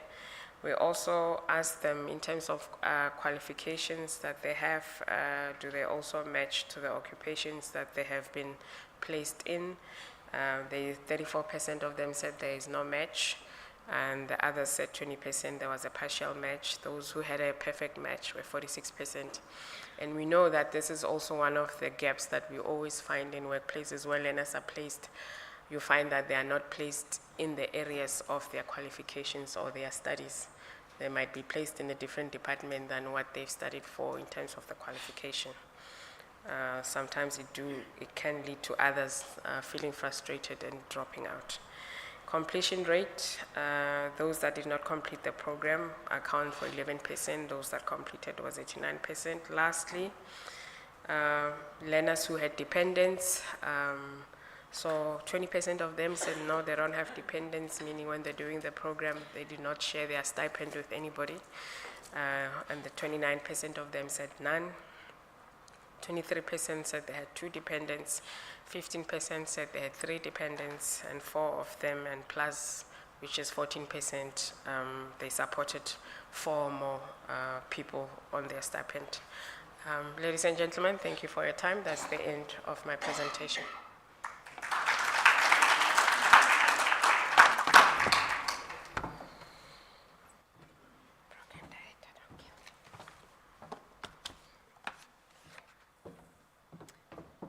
A very comprehensive presentation, ladies and gentlemen. I'm sure you'll quite agree. But I think just a quick snippet. I'm going to change the program up a bit, just in the interest of time.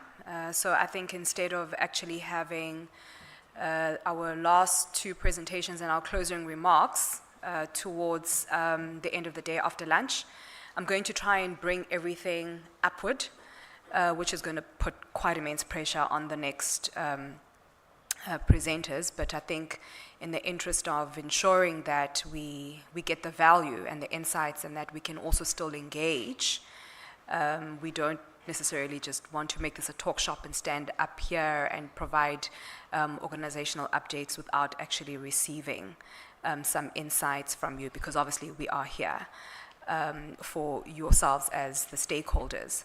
So I'm going to propose that we have a very quick body break. I can just see that looking around the room, there's a bit of agitation, there's a bit of restlessness. So I'm also going to encourage you to have your water, to have your teas and juices. Very quickly, if you need to visit the ladies, you can come back and have your teas and coffees here. And then we can move on to our next presenter. We will break off, and I think just for the interest of our virtual audience as well, and we will reconvene here at 11:50. So instead of having our lunch at the stipulated time, we'll have our lunch just a little bit after 1 to make provision for those 3 presenters. And obviously just to close off, and then we can close it off for the day. A body break, ladies and gentlemen, 10 minutes. At 11:50, I will be standing here, and the doors will close if you are not in. Thank you.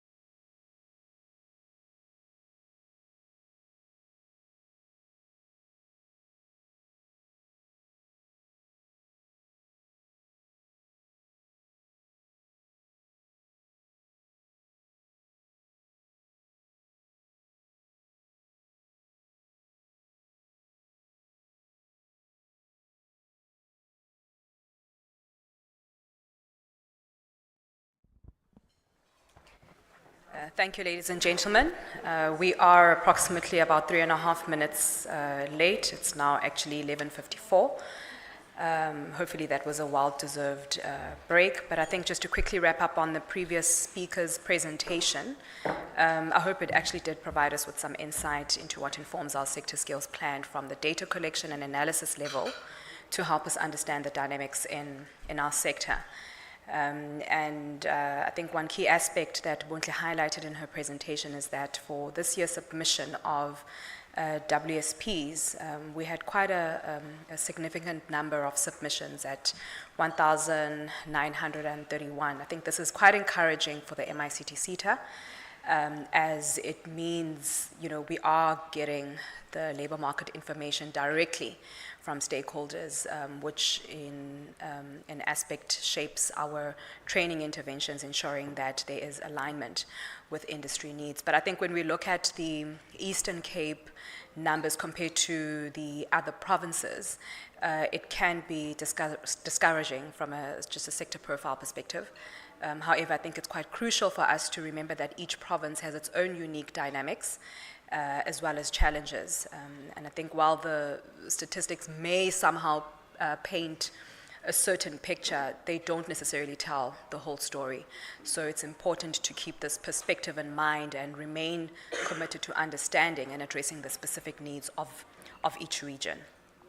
Moving on to our next presenter, we are now going to put the spotlight on learning programs, which obviously is the cornerstone of our skills development. These programs not only shape the future workforce, but they embody our commitment to excellence and innovation in training. And the CEO spoke about earlier in his address that it's obviously quite essential to empower individuals with the essential skills in order to foster a culture of lifelong learning.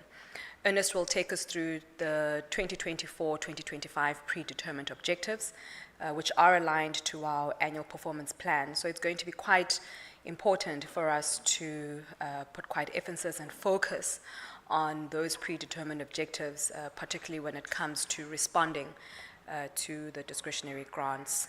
He's going to take us through the application process as well of the discretionary grants. The chairperson of the board did mention that it will obviously be earlier. The discretionary grant advertising window will come out earlier this year than anticipated. So there's quite a significant aspect and I think pressure that would be focused on yourselves as stakeholders to ensure that the requirements, criteria that is required is adhered to.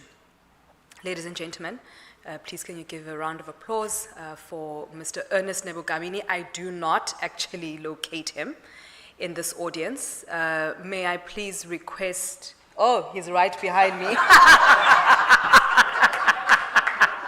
I got a bit confused there because I saw Ms. Bontle and Ms. Nebugamini on stage, but it's fine. I'll give the podium up to him. Thank you.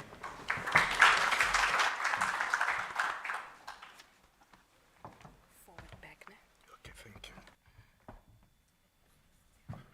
Okay. Good morning. Are you well?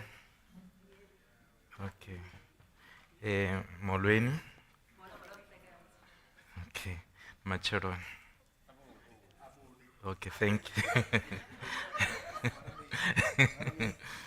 Okay. Okay, thank you very much. I hope it's working. I'm going to take you through the presentation under learning programs. We're going just to take you through of our mandate. We're also going to reflect on the APP target for 2024-2025 financial year. Our role is very simple, is to implement what Bontle have already presented by implementing occupational directed program, responding to the demand from the sector.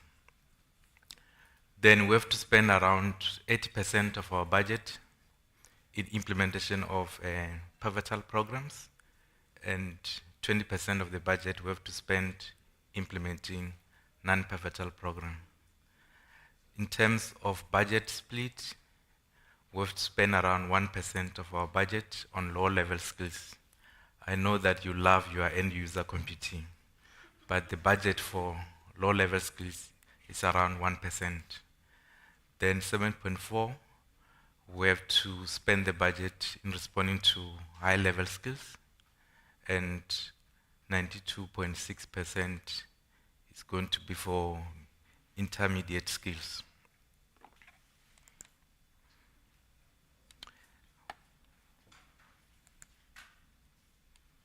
I'm not going to cover the challenges. I think the chair and the CEO, they've already covered most of the challenges. But I think let me share this story of what has happened in the last financial year. One of the stakeholders that was implementing a program in Eastern Cape, they paid the learners. After paying the learners, they asked the learners to pay back the money. Those are the challenges that we experience as we implement these programs. That's one of the challenges that I felt that let me just share with you this artificial intelligence that is happening somewhere. Then I'm going to focus more on the targets that we have with the numbers. I believe all of you have calculators. Then when I give you the number, please just punch that number and add. From there, we're going to get the total budget. The first indicator that we're going to implement in the current financial year is TVET placement. If you look at the number, the target is 1,864 at a cost of 70,000 per learner. Then the budget is around 130, 480,000. Then just put that number and just say plus, then we'll add the next indicator.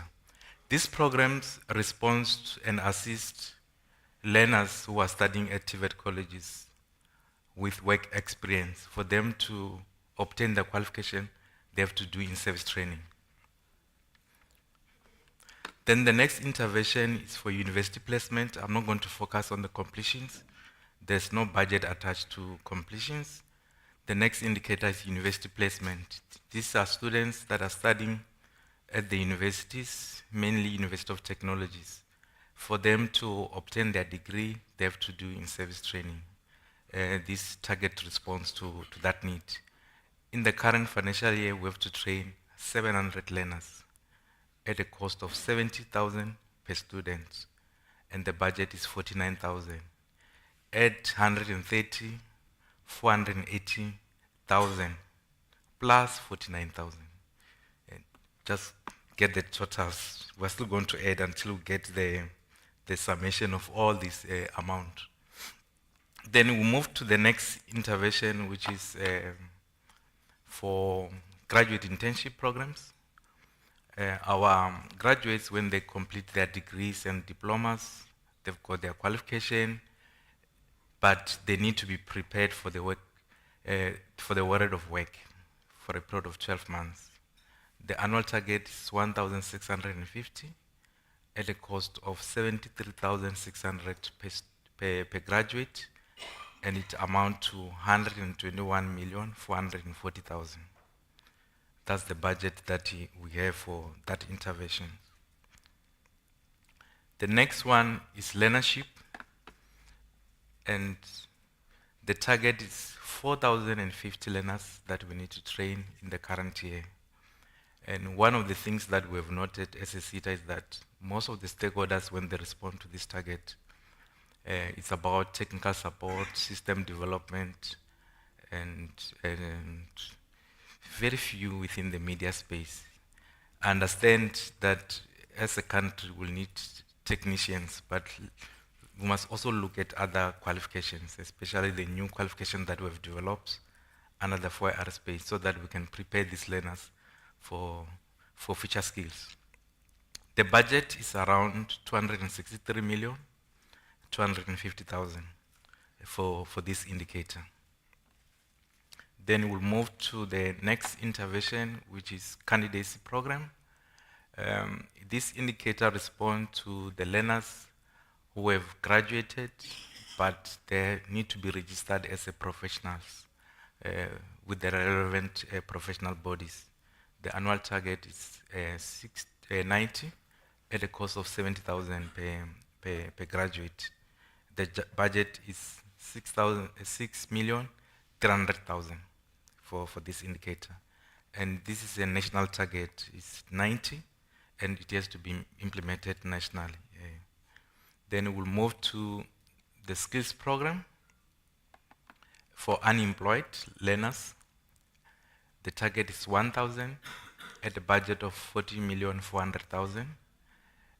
This is the annual budget for all the provinces that we have in the country. Then, and what we have noted is that there is high appetite from the stakeholders to implement a skills program. I'll show you on the next graph in terms of number of learners that have been applied for under this indicator. Then we'll move to the short programs. Short programs are very key, especially in the ICT sector, where we've got vendor programs like your Cisco's, your CompTIA. Those are international programs where learners can be exposed, and most of the stakeholders that run this program, they do absorb learners under this intervention because most of them, they are graduates. Then we move to the next indicator, which is rural development. As part of our strategy, we do have programs that need to be implemented in rural areas. And in the current financial year, we have planned to implement 60 programs in various rural areas nationally. We also have programs that respond to bursary intervention for the workers. The planned target for the current financial year is 77 at a cost of 6,930,000. Then for those that are continuing, the target is 33, and the next one is the target where we have to train workers, your own employees, based on their needs. Then you can enroll them on skills program. Then the annual target for the workers is 198 at a cost of 6,930,000.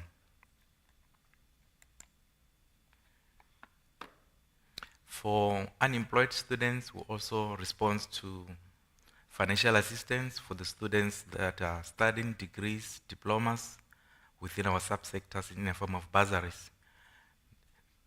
In the current financial year, the plan is to fund 310 students at a cost of 27,900,000.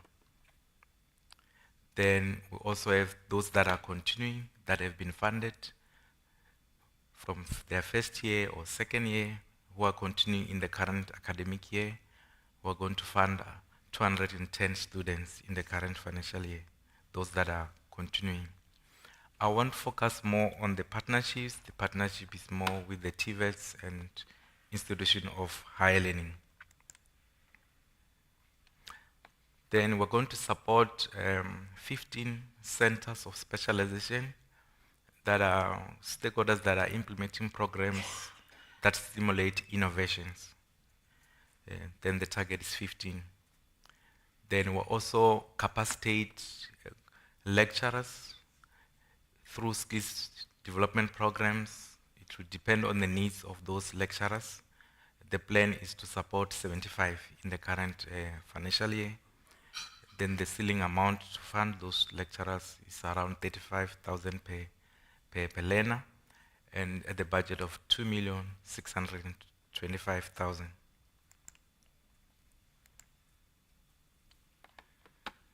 Bursaries, we're also going to offer bursaries for their lecturers to capacitate them so that they can be relevant to the new skills that are in the market. 75 of them, they're going to be trained this year. Same with skills development program for CET, for 75 workers. Same with learners, their learners that are coming from AET colleges. Then we'll be able to train them at a cost of 450. Cooperatives, one of the initiatives that we have started as a SETA is to encourage stakeholders to train learners to start their own businesses. Then this year, we're expecting stakeholders to train 150 learners to start cooperatives, so that when they finish, whether it's internship program or learnership program, they're able to start their own businesses. And then they can engage with other government entities that support business, so that they can start their businesses. We cannot just train our learners to be job seekers. We need to train them also to be SME of the future.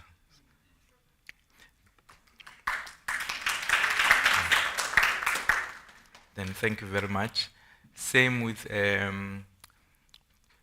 innovation to start their own businesses. I've already covered that. They can start in a form of cooperatives, or they can start in normal businesses.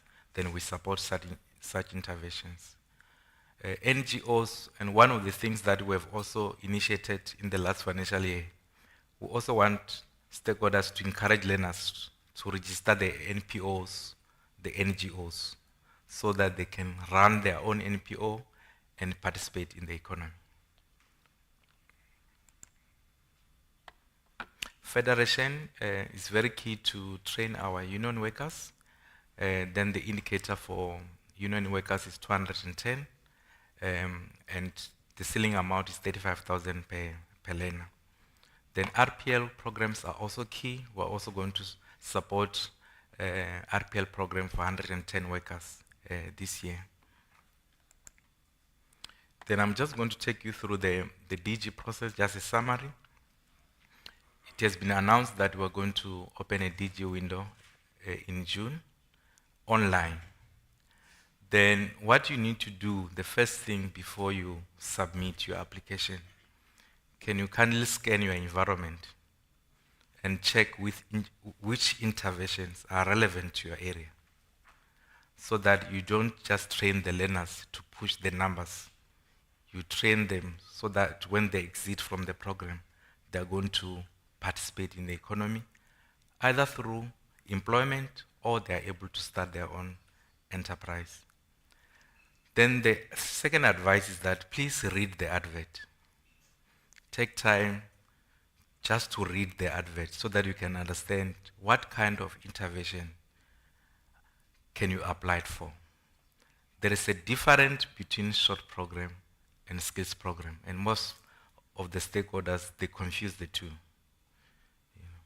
Because once you submit to say you're applying for skills program and you submit and the application is successful, you can't go back and correct.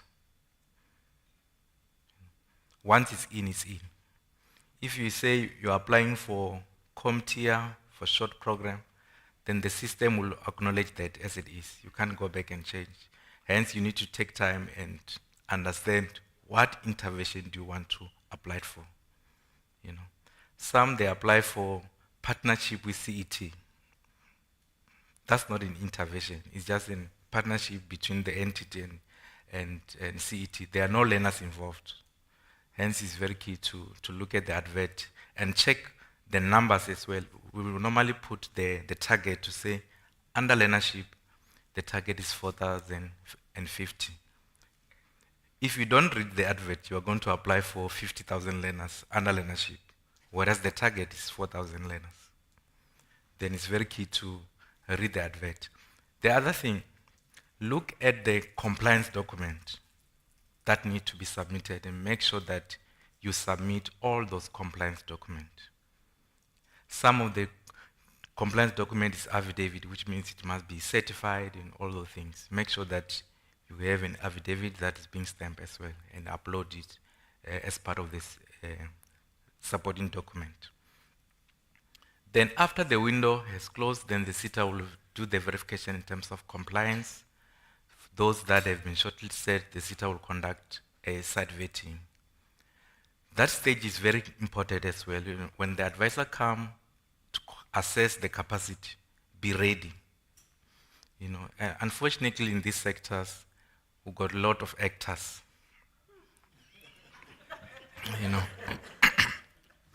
What they do, they hire the laptops for the day.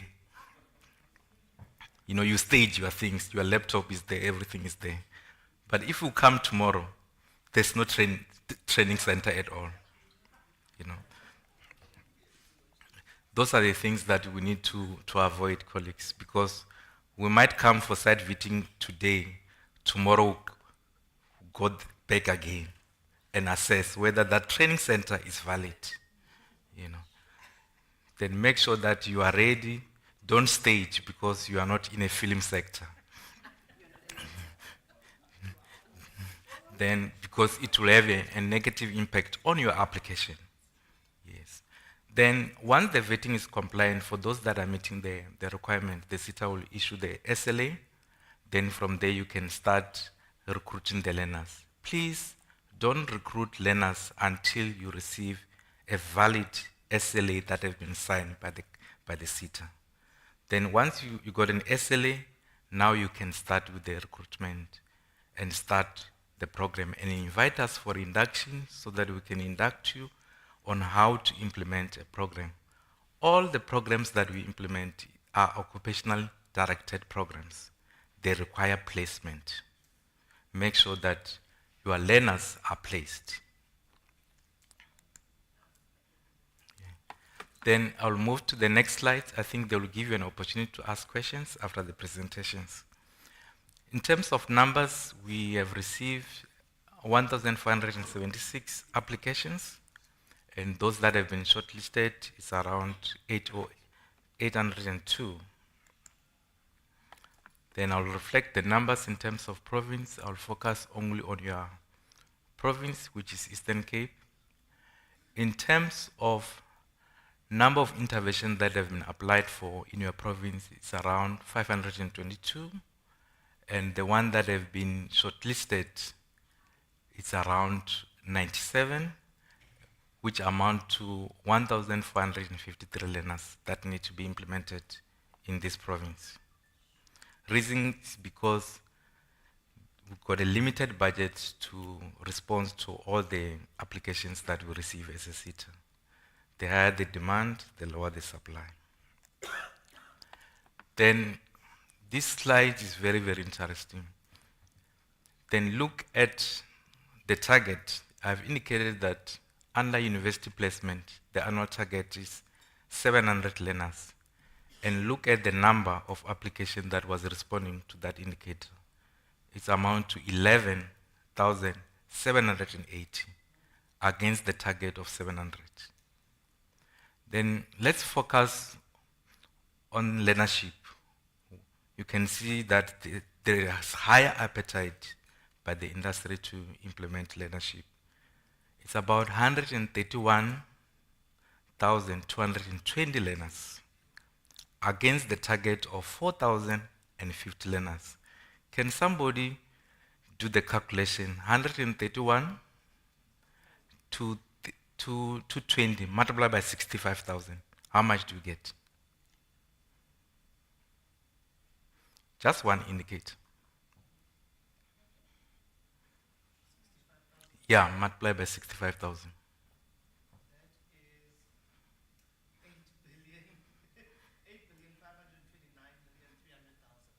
I didn't hear you.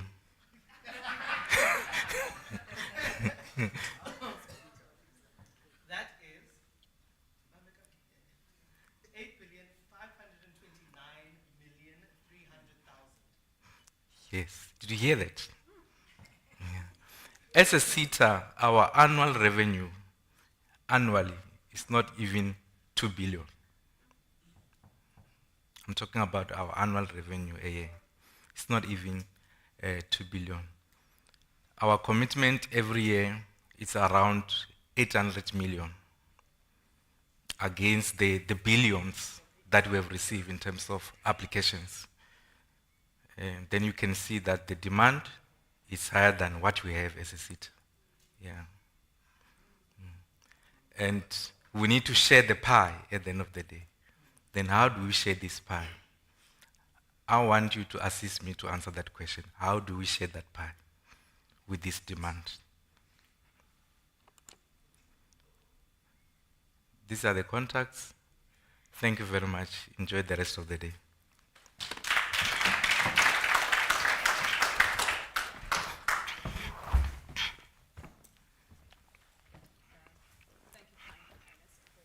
Presentation. Colleagues, I think it's clear that in the world of skills development, it's not really immune to Hollywood-style theatrics, as Mr. Nebogabini put so aptly but quite lightly for us.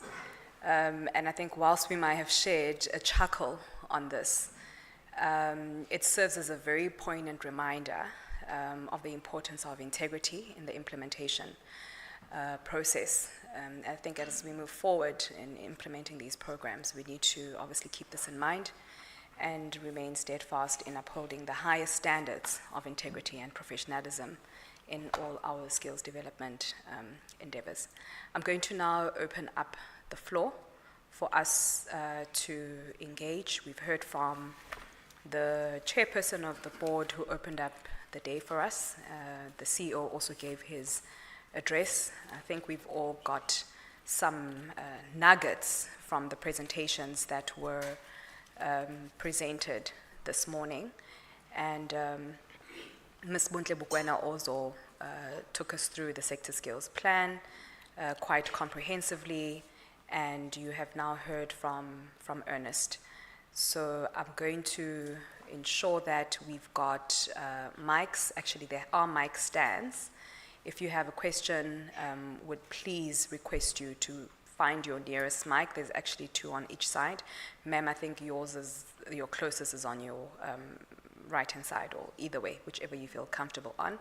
I think just to make sure that the day, or rather the question process proceeds quicker, if you've got a question, I think line up close to the mic. Introduce yourself. Please keep your questions as succinct, concise as possible, such that we can give everybody a fair chance. And in that breath as well, we may have quite a number of questions, suggestions, and comments to share, but let's give others a chance as well. And also please feel free to also engage on our platforms. Our hashtag today is MICT Stakeholder Engagement 2024. So you can visit our platforms as well and share whatever pertinent insights. Thanks, ma'am. You may go ahead. I would suggest that if you've got a question, if you can also just find your way towards a mic. We'll give it about 30 seconds to a minute. If we don't, we'll move on to the next presentation. Thanks. You may go ahead. Thank you very much. Good afternoon, everybody. My name is MICT Gqeberha from Siseko Artisan and Management Institute in East London.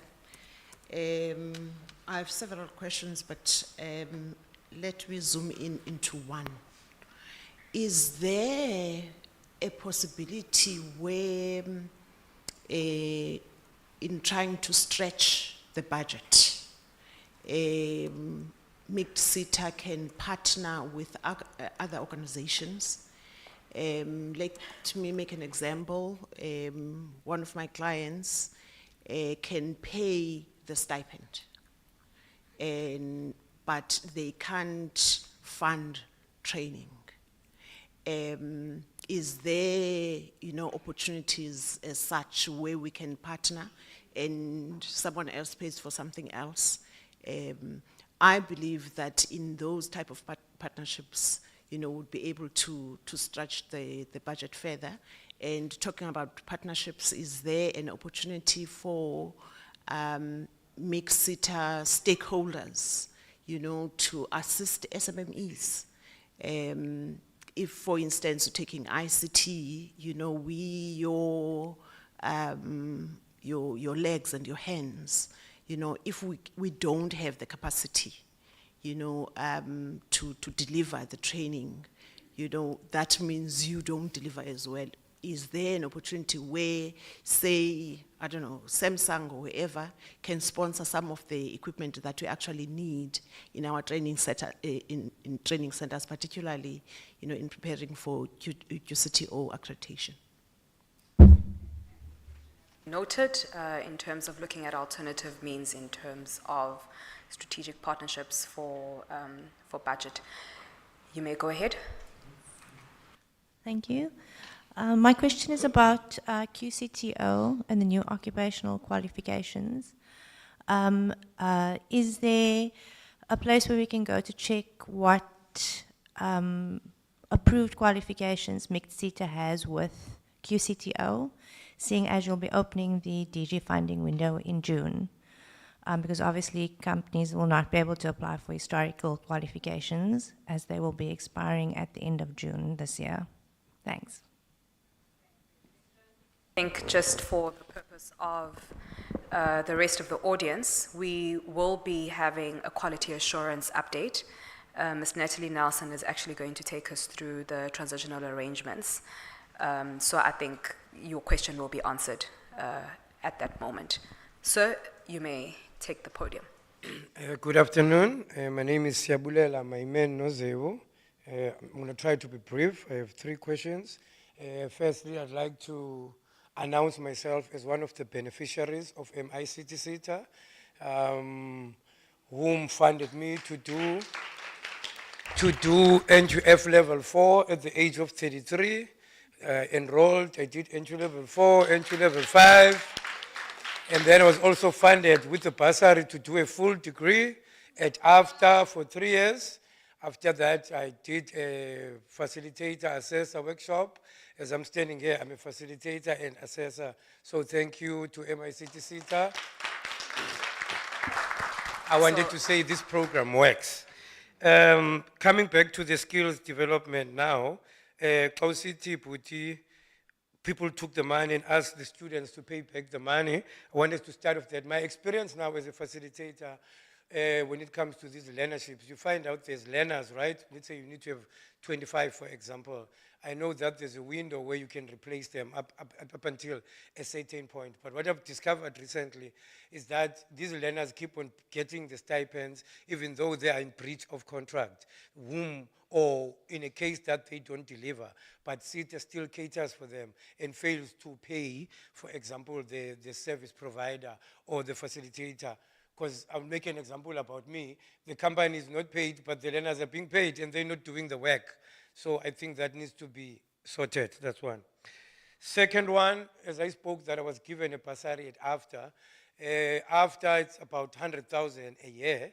Given the film overview in the Eastern Cape, oh, sorry, just to mention, I'm also a provincial sector coordinator of the Cultural Creative Industries Federation of South Africa when it comes to film and audio and visual. So I'm speaking in that head. So AFTA is the only film school and media workshop in the Eastern Cape where people can get professional, instituted, whatever, high learning.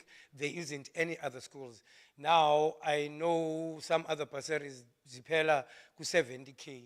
So which excludes other people to be able to enroll in that private school. So what other interventions that MICT SETA can be creative about, we can assist.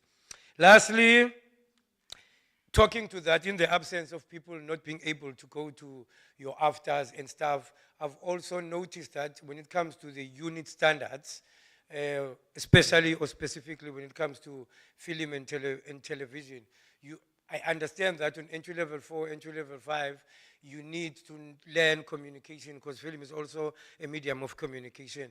But you find out that the skills that they learn are not what you call succinct or aligned in terms of what the industry demands.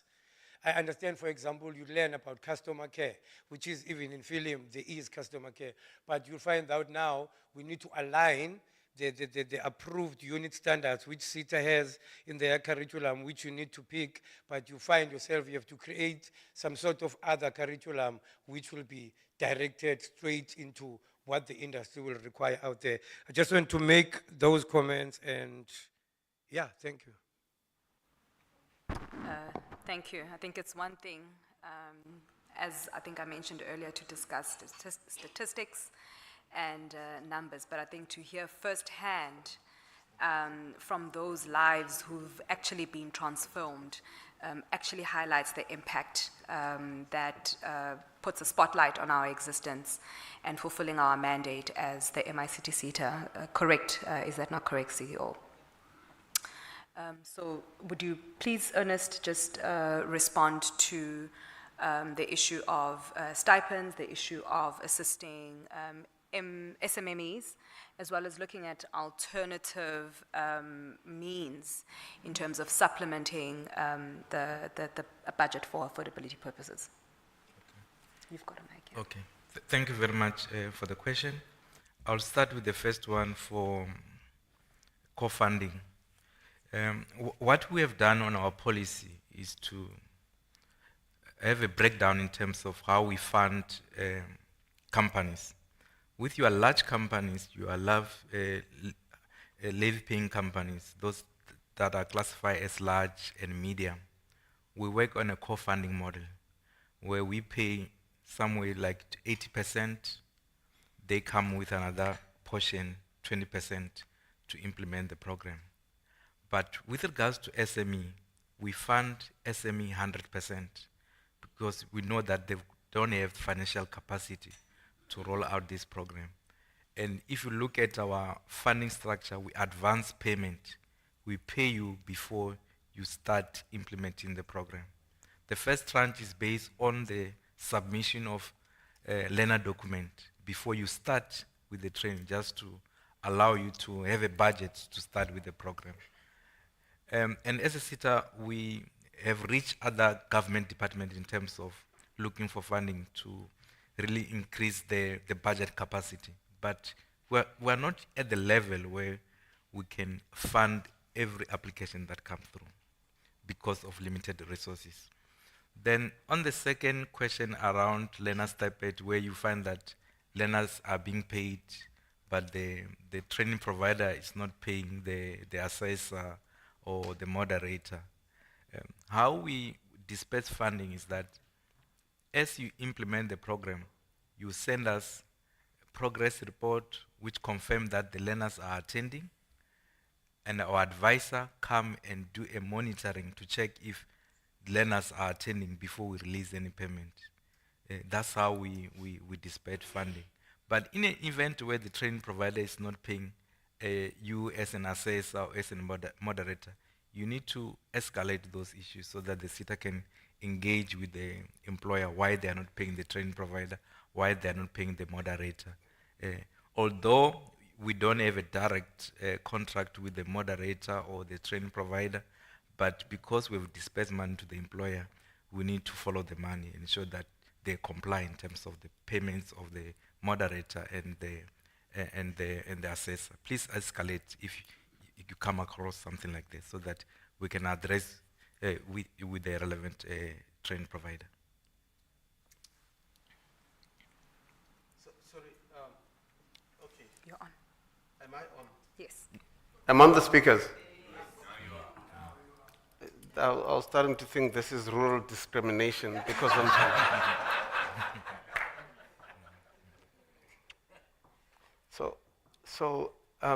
I think probably Ms. Napai would say my question has not been answered comprehensively. I suspect she's going to say.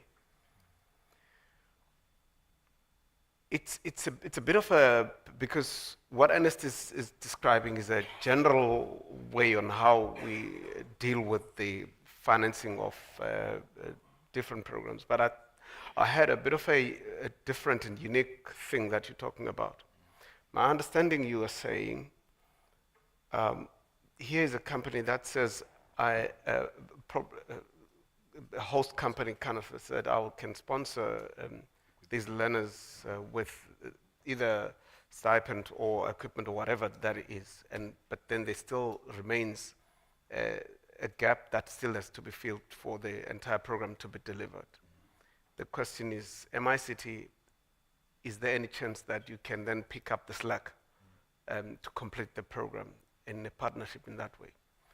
And I think probably, I hate giving answers on my toes. Because when you give you answers on your toes, you are likely to say something that is not accurate, that might be misleading. And so the best to do in that situation, let's have outside this session, have an interaction with the CEO in particular, and he can rope in whoever he deems necessary. to examine that particular situation and see if the legal framework can allow us to make an intervention, because it seems to me quite progressive that there's somebody who says, I can invest money in this or other, and if you can come in and partner with me on this, we would have to interrogate the entire program and see the alignment of that program with our own programs and so on, and what is it that has to be delivered. And I think we then can make a decision from there.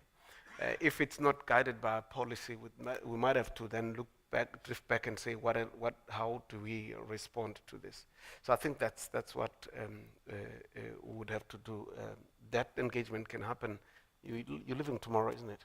Yeah. Yeah. So at lunchtime, you can share the table with the CEO and see and share more information. It's quite strange, that arrangement of learners getting paid when they are not in the program, and apparently the training provider is not aware that learners are not paid. Because my understanding, okay, I'm going to expose myself that I'm unemployed. So my understanding is that the whole, the SLA and the value of what the training is all going straight to the training provider, right? And it is the training provider that then starts dispersing stipend to the learners. So I find it odd that there could be a situation where a learner is paid a stipend but is no longer in the program, and the training provider is not aware that the learner is not in the program. Because I would have then thought that by the time you pay stipend, you already know who actually is deserving and is part of the program, because you would have then reported if there's dropouts, and then necessary decisions be taken on what must happen to those who are not who are no longer part of the program. And I think if there's a unique situation like that, again, it must be brought forward, because that's quite a very strange arrangement. Then you have a situation where the learner has to be chased to pay back the stipend because they were paid from somewhere, not from the training provider itself. Then that's problematic, and I think we need to pick that up. Thanks. Okay, thank you. I'm going to take another question. There was one here. There's a mic behind you. If you could just make your way there, then you'll go after the gentleman. Thank you, Susi.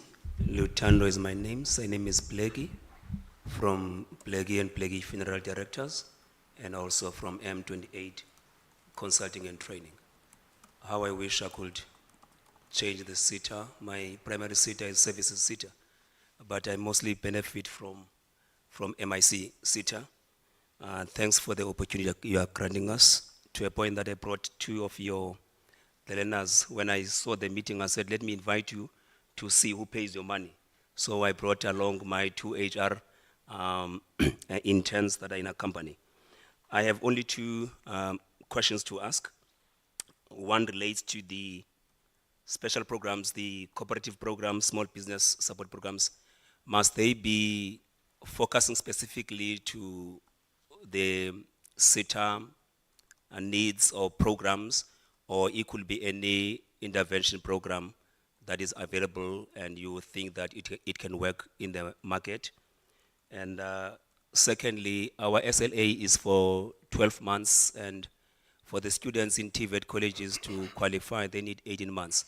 Is there a way of increasing that period from 12 to 18 months? Thanks.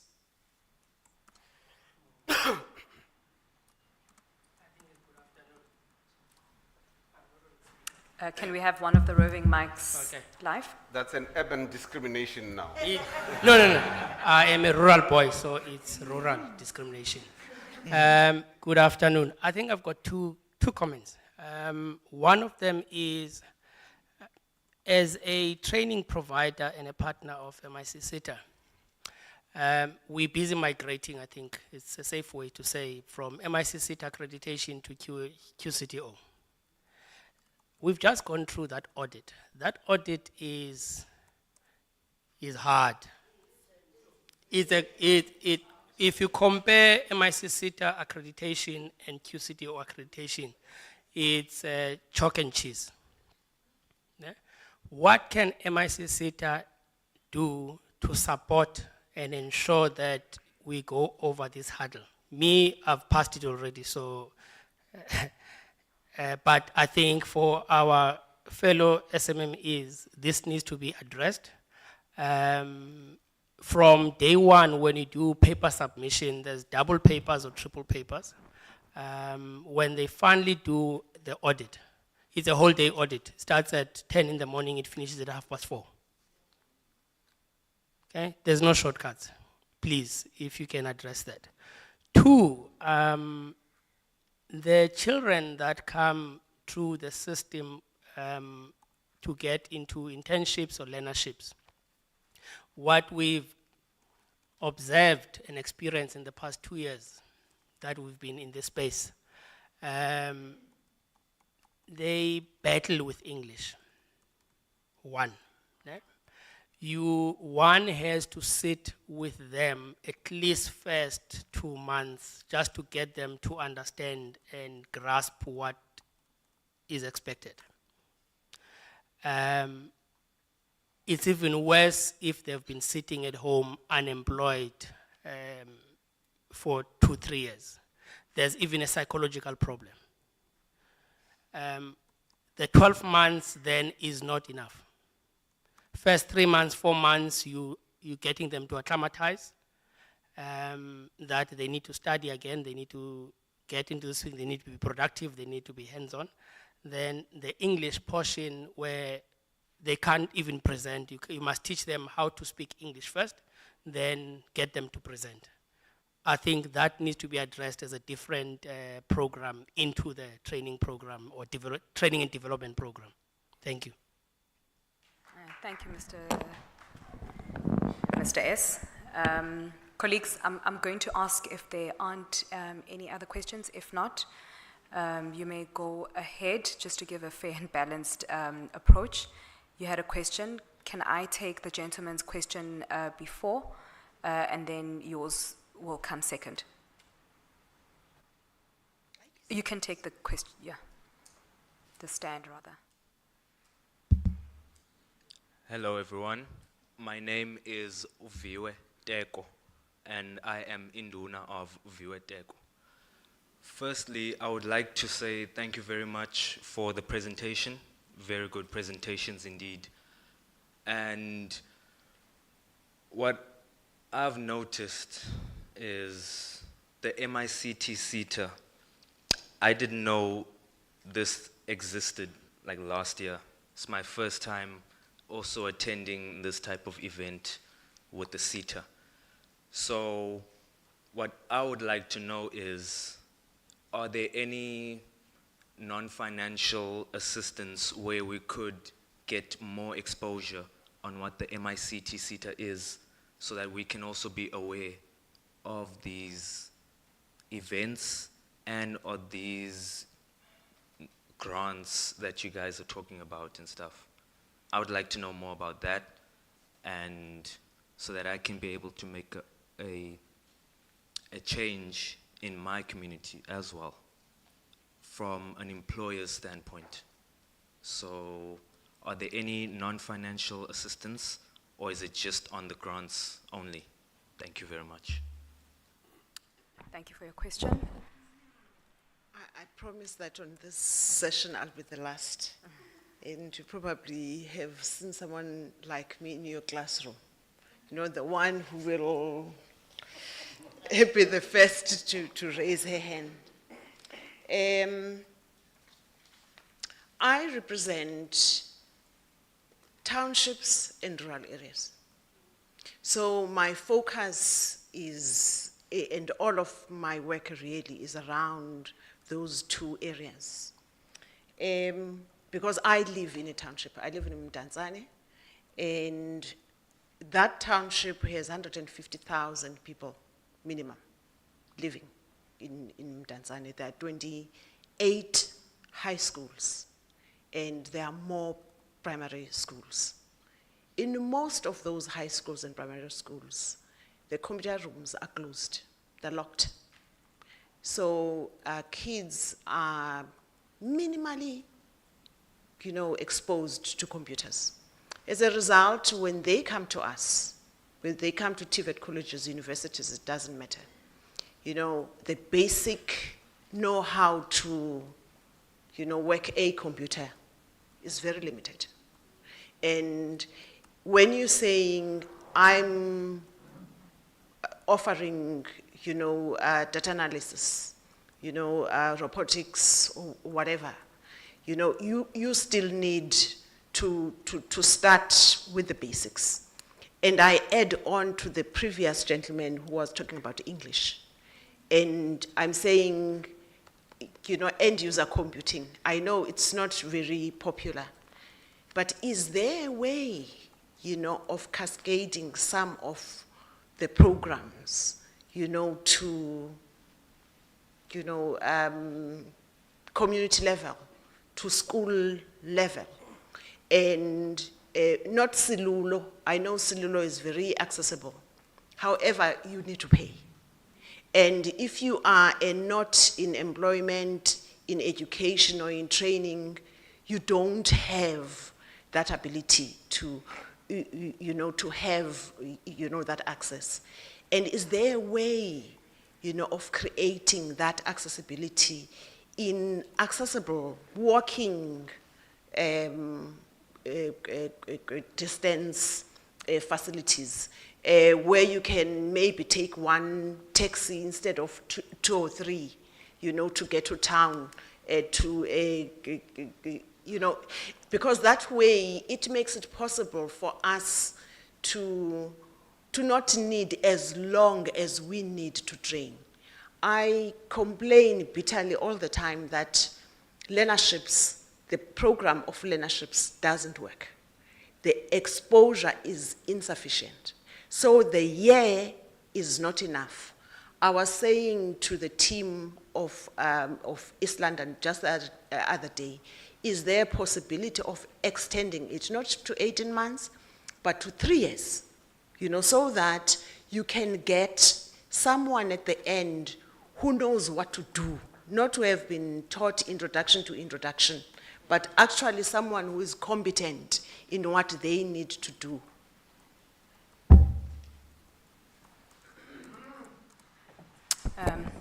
Thank you, ma'am. I think I'll just touch on one of the key points made by the gentleman, and I think to a certain extent yourself in terms of creating accessibility.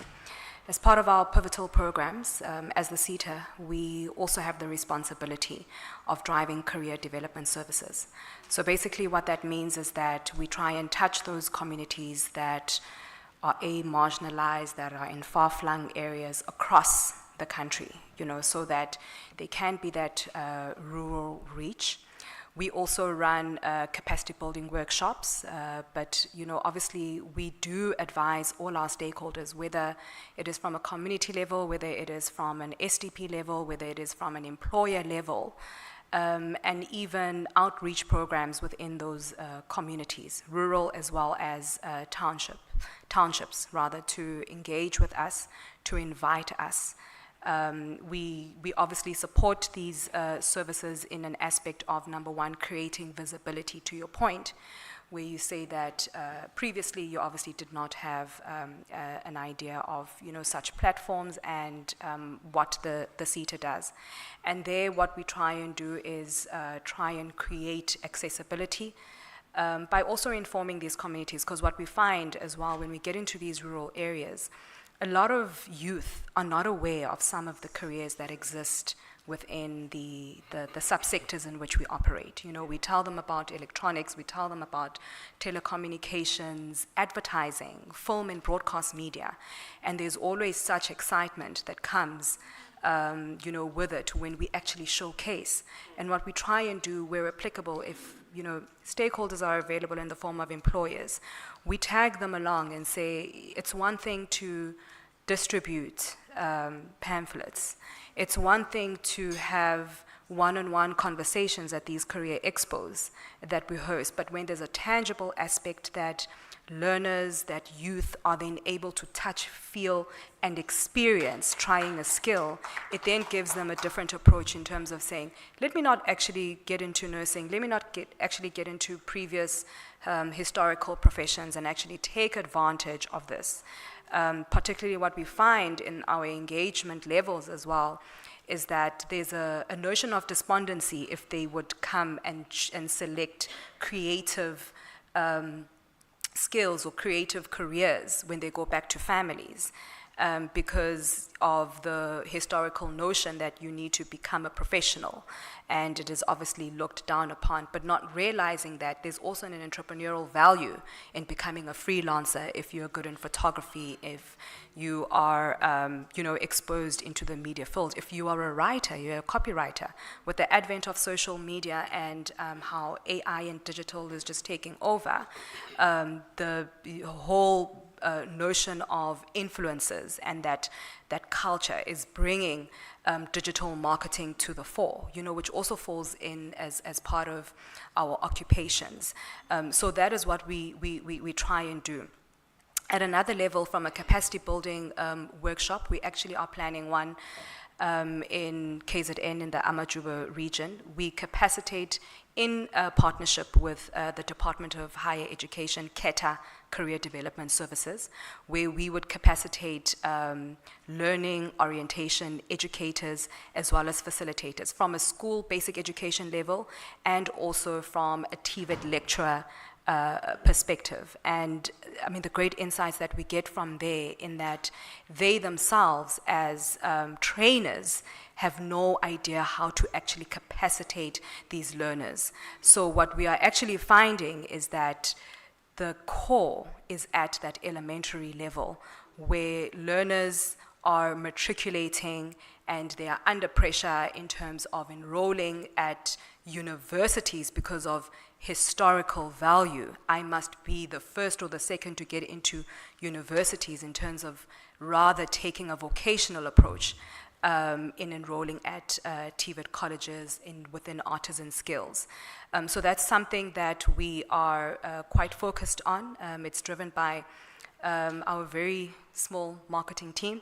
We try and be everywhere. We try and be responsive. So where we can actually acknowledge based on our availability, we are more than happy to do that. And I mean, as collaborators, we also invite you to share these opportunities so that we can be able to communicate them onto our platforms. I think the more we, spread the word, the more impact we would then be able, to share. Ernest, I'll just hand over to you just to respond to the aspect of increasing the duration of the programs. I think it was yourself, Ms. Ngapai, and the gentleman over there that had asked a question on that. What is then the possibility of looking at that? I think he also mentioned the aspect of softer skills that would be required just in order to couple that for impact and for value. Yeah, thank you very much for the question.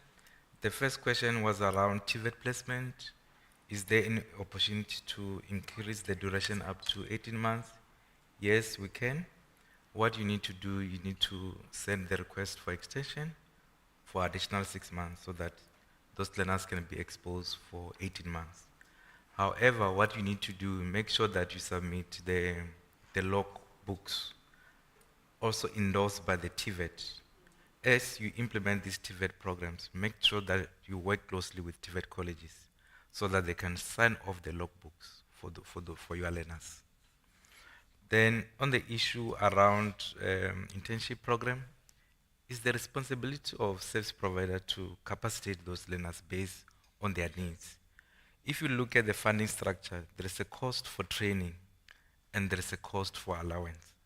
If you identify any gaps, you need to use the training budget to train those learners so that you can bridge that gap. Then in terms of duration, as per our current policy, the internship is 12 months. Then TVET placement, they can be up to 18 months. Then I think when Natalie covered the issue around accreditation and qualification, she will address the issue of whether we have to have a learnership for 3 years instead of having 12-month learnerships. Yeah, thank you very much. Thank you, ladies and gentlemen. I'm going to close it off there for... Oh, all right. Just before I close it off, let me allow the CEO just to provide concluding inputs before we move on to the next presentation. We're quite tight for time. Thanks very much, Gqeberha. There was a question around basically you talking massification of digital skills, which is part of our mandate. And part of why the board adopted what we call integrated digital skills strategy, which emphasizes the issue of partnerships or strategic partnerships and the issue of early exposure to digital skills is so that we leverage on partnerships because we are aware that due to what LPD Senior Manager Ernest emphasized, budget limitations, we cannot be able to do it to those who are in early childhood. There's NAMISA, which is one of our partners. In instances where it's required, they tend to intervene for early childhood by doing what?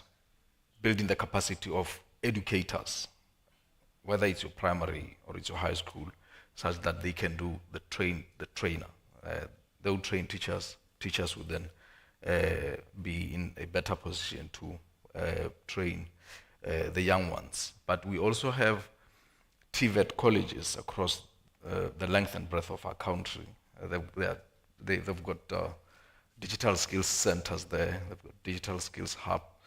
Beyond TVET colleges, there are also partners, strategic partners of MICT SETA who are encouraged to have their own skill centers wherein they can also expose or allow members of the communities to use the facilities or infrastructure that they would have established, particularly those who have strategic partnerships with MICT SETA, including TVETs, such that the infrastructure is not only used for those who are meant to, but also for the young ones as part of ensuring that we bridge the digital divide at the required pace. Obviously, we actually are far from getting to where we want to get to until companies come to party. They are not coming to party as much as they should. Of course, I mean, we produce these young people in terms of graduating for companies. But in terms of really coming to party when it comes to facilitating rollout of fiber at the required pace, we still have so many communities which do not have connectivity. Luckily, our chairperson is attached to USASA. Reality is there are limitations still. But if companies were to come to party and also ensure that they contribute or lend a hand in expanding on fiber beyond the efforts that we are putting together with our partners, whether you talk TVETs or they talk private partners within the digital space, it would even be much, much, much better. That way we'll achieve that dream of massifying digital skills. Language problem, and let's talk to it. It's part of what we should deal with. Ensure that as we train them, some of those basic soft skills are enhanced in the process, such that there's more benefit in our processes. Gqeberha extensively talked to the issue of capacity building, which addresses my gentleman's question more on non-financial assistance. We continue to do those. And on the QCTO side, in terms of how complex their processes have become, Natalie will definitely better and articulate that part when she does her presentation, but they are going to have to engage a lot in capacity building sessions so that people do not find a monster that would distance them from the entire skills development ecosystem, obviously at the detriment of our young people.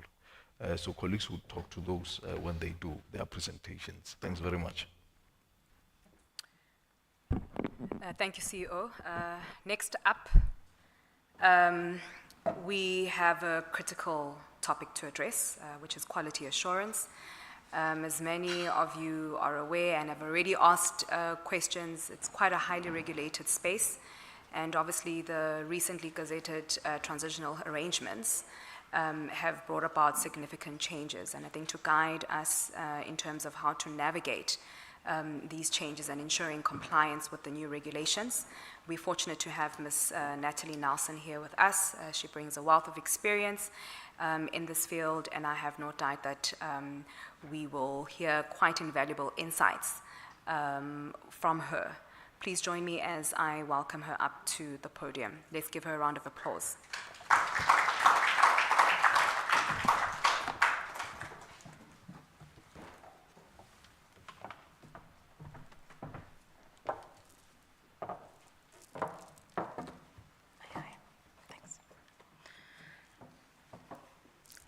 Good afternoon. Sanbonani? Molo?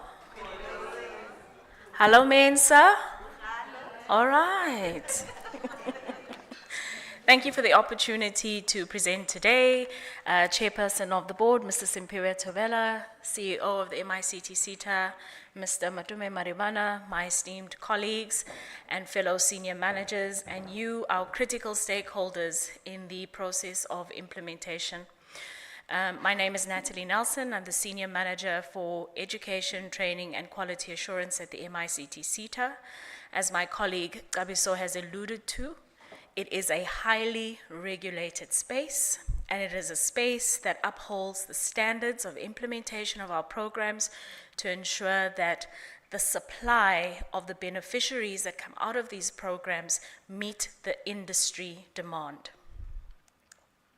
So in terms of the key points that we'll cover in terms of the presentation, we'll just do an overview of the OQSF, and I think this is quite a key part in terms of preparing you for the transition and laying the foundation around the next stage, which talks then to the transitional arrangements. We'll also have a look at the historical programs and the implications there as we phase out these historical programs. We'll have a look at the occupational programs, and I think as we follow through on occupational programs, we could address some of the concerns raised specifically around the timelines and the processes followed by the QCTO with regard to accreditation.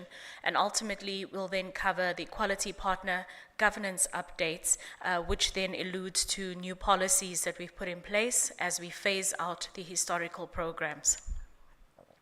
So just an overview of the OQSF. I think if you are a skills development provider, you should be fairly au fait with the OQSF at this stage, but it is the occupational qualification sub-framework that has been put into place, and this is basically to facilitate the development and the registration of quality assured occupational programs, and these are programs that we implement through the normal process, but also alludes to any programs that finish off in a trade as well. And this is specifically for full qualifications. It talks to part qualifications and then skills programs as well. Just in terms of the OQSF, it is a ministerial determination, so we oftentimes get questions around, can we change this process? Are we really ready to move into this process, etc., etc.? It is a ministerial determination, and our responsibility jointly as a SETA, as well as you as our stakeholders, is to pivot and ensure that obviously we change to make sure once again that learners are being trained on programs that are relevant to what industry wants.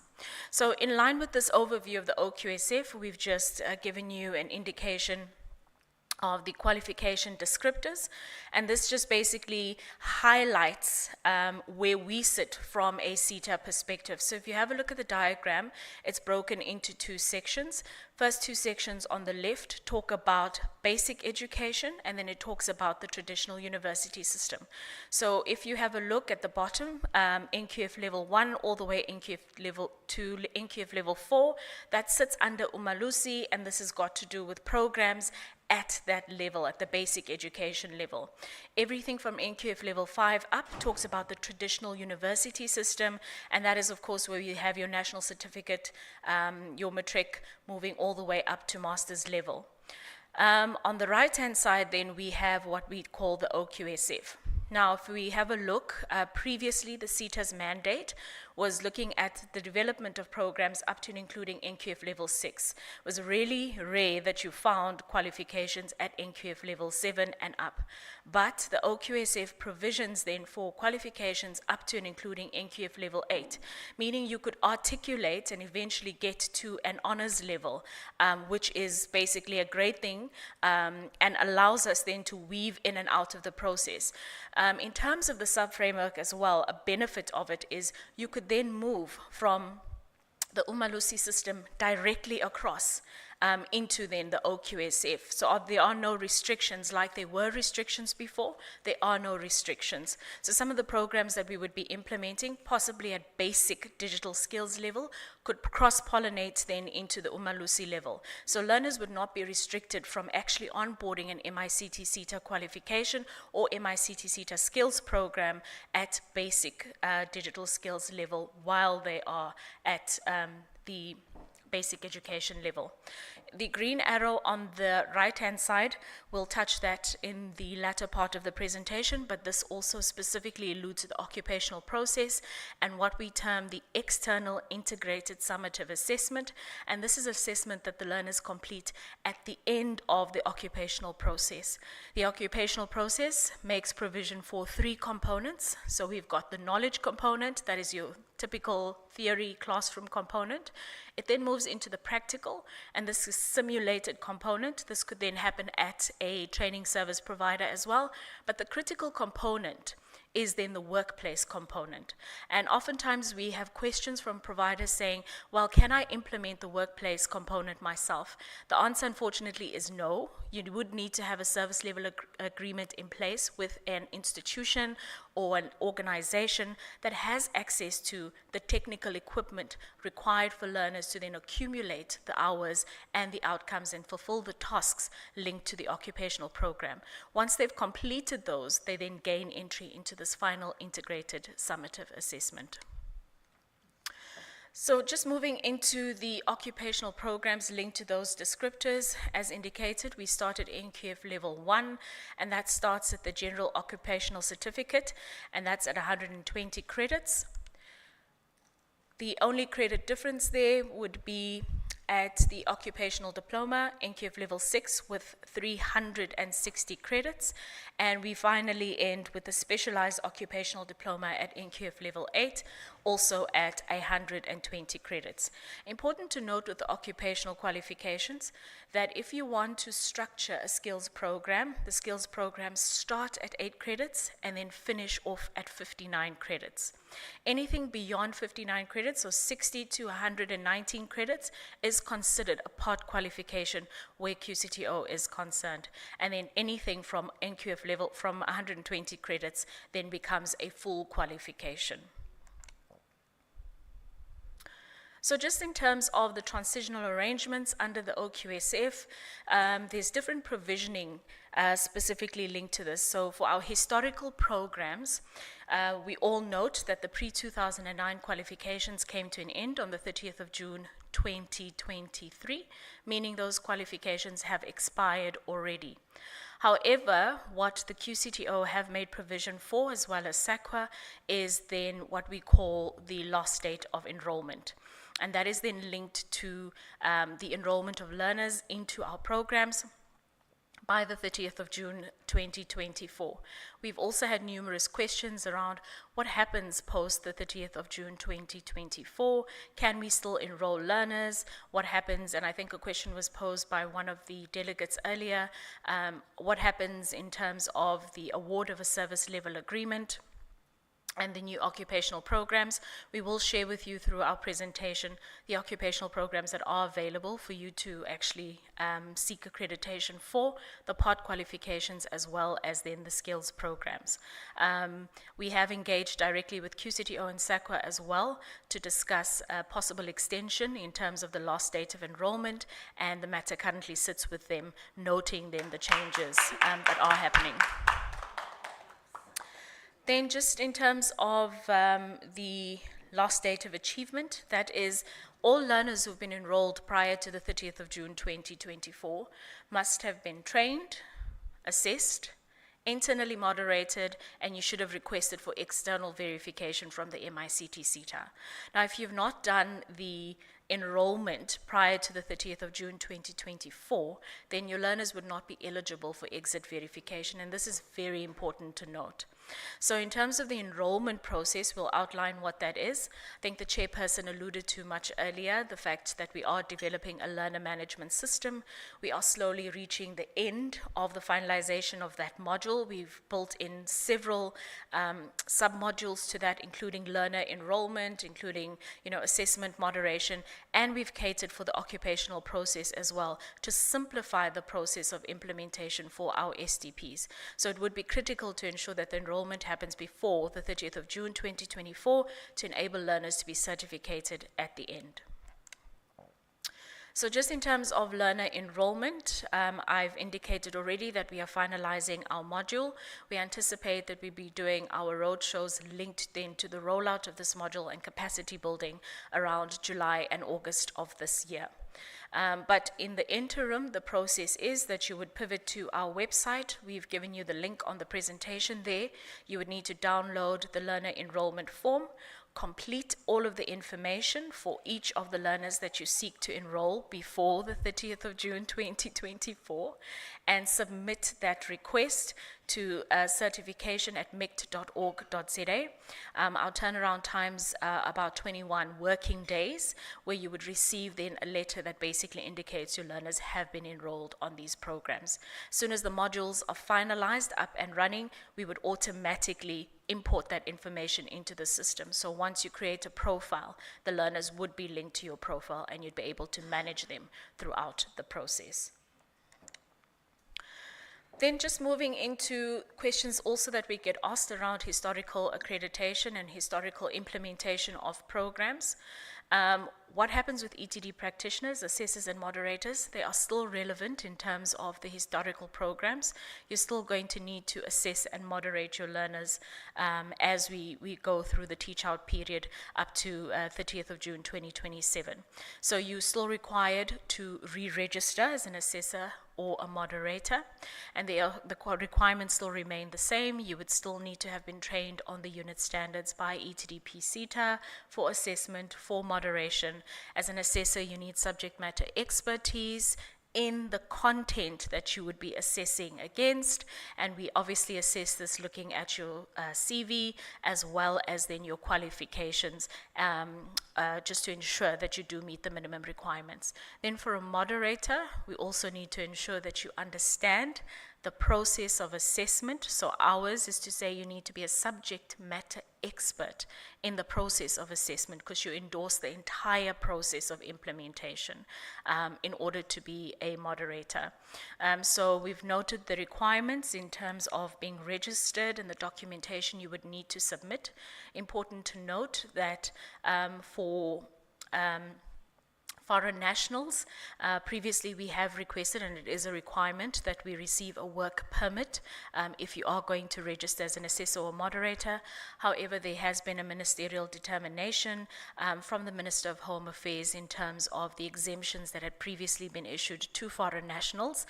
The exemption is still in place up to and including the 30th or the 24th of December 2024. So you are welcome to then continue to register with us us. In the same process, you would pivot to our website, you would pivot to stakeholder information, and you'd be able to then apply to register as an assessor or moderator or re-register as an assessor or moderator. So just in terms of the governance process there, we look at a total estimated short goal problems, my apologies, 30 days end to end in terms of this process. So verification, this is a process that is quite critical to ensuring, again, the quality of the supply to meet the demand, and that's why we do verification.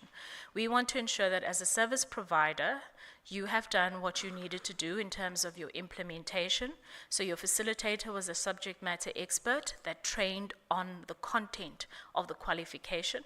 Your assessor as a subject matter expert also had a look at the evidence that the learners have put together in respect of this qualification and can therefore endorse that they are competent against the outcomes of the qualification.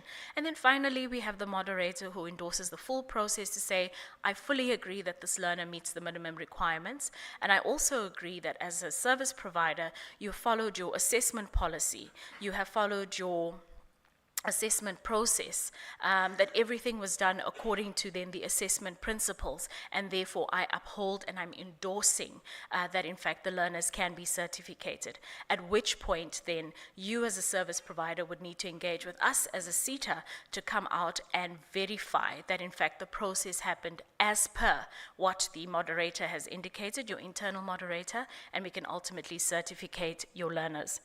Important to note, we have started with the process of implementation of 3 different types of verification.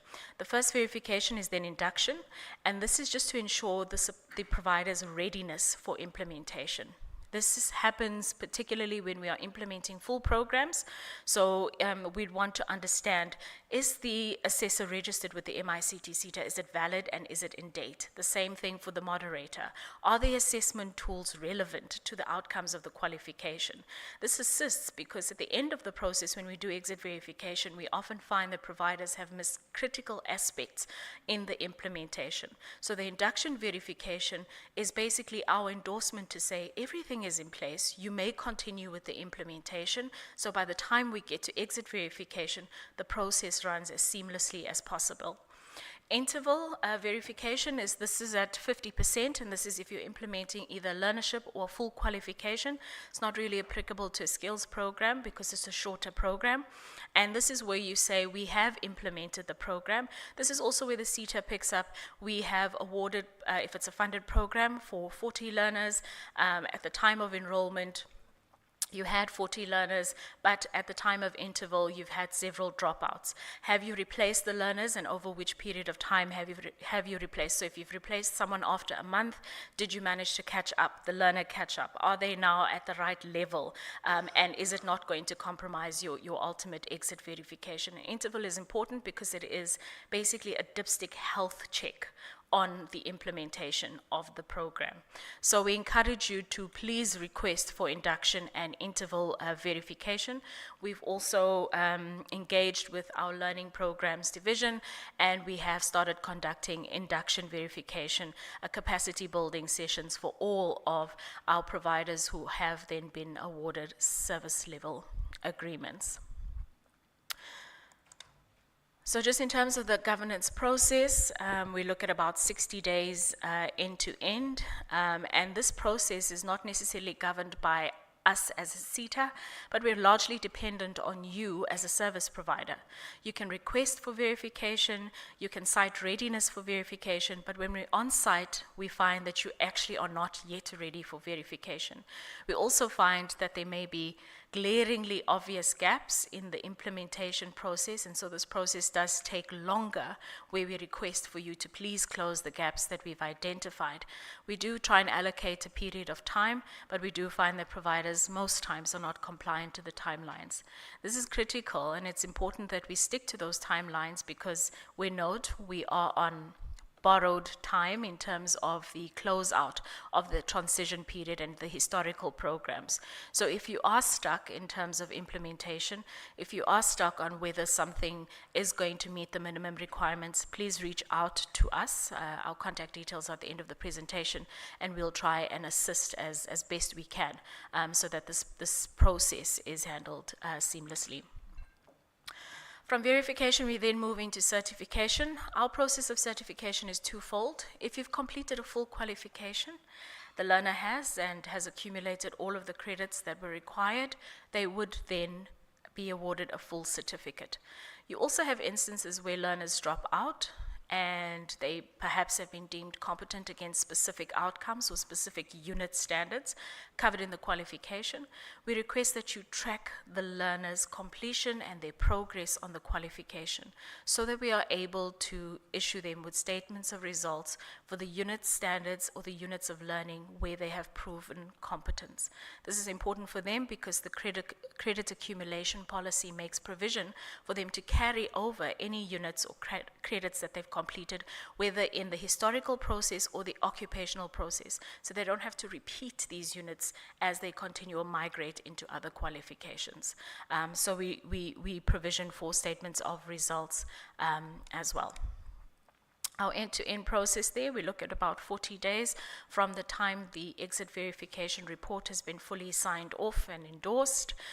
Sometimes this process may drag out to take a little bit longer, and this is simply because the information that we have in terms of what you've submitted is not 100% correct. ID numbers, full names, etc., etc. So as you start with the enrollment process, please ensure that all of the information that you have put onto your enrollment spreadsheet is correct. If there are any changes, notify us of those changes. Also notify your advisor as you do the exit verification process, so this does not prolong. But I am happy to say that in terms of the average timelines, we are averaging on about 20 days in terms of certification. Moving then into the occupational programs, the question posed by one of the delegates, which qualifications are currently available on the NQF? So our role and our function within the ETQA is to realign the previously registered qualifications, pre-2009 qualifications, into the new occupational model. While we do that, we would find, the expectation would be that we would develop like for like, meaning if there was one qualification, we're going to automatically replace it with another. And that's not necessarily the case. As we start developing the qualifications or realigning the qualifications, our subject matter experts then say to us, actually, Natalie, instead of having one qualification or 5 qualifications that address this specific outcome, the qualifications were obsolete, so we've clustered them and we have 1 replacement or 2 replacements. Remember, we want to develop qualifications that industry require. We want to ensure that when students finish the qualifications, they've come off the ESAs, there is an opportunity for them to be placed or absorbed by industry because they've been trained on the relevant skills, knowledge, and competence.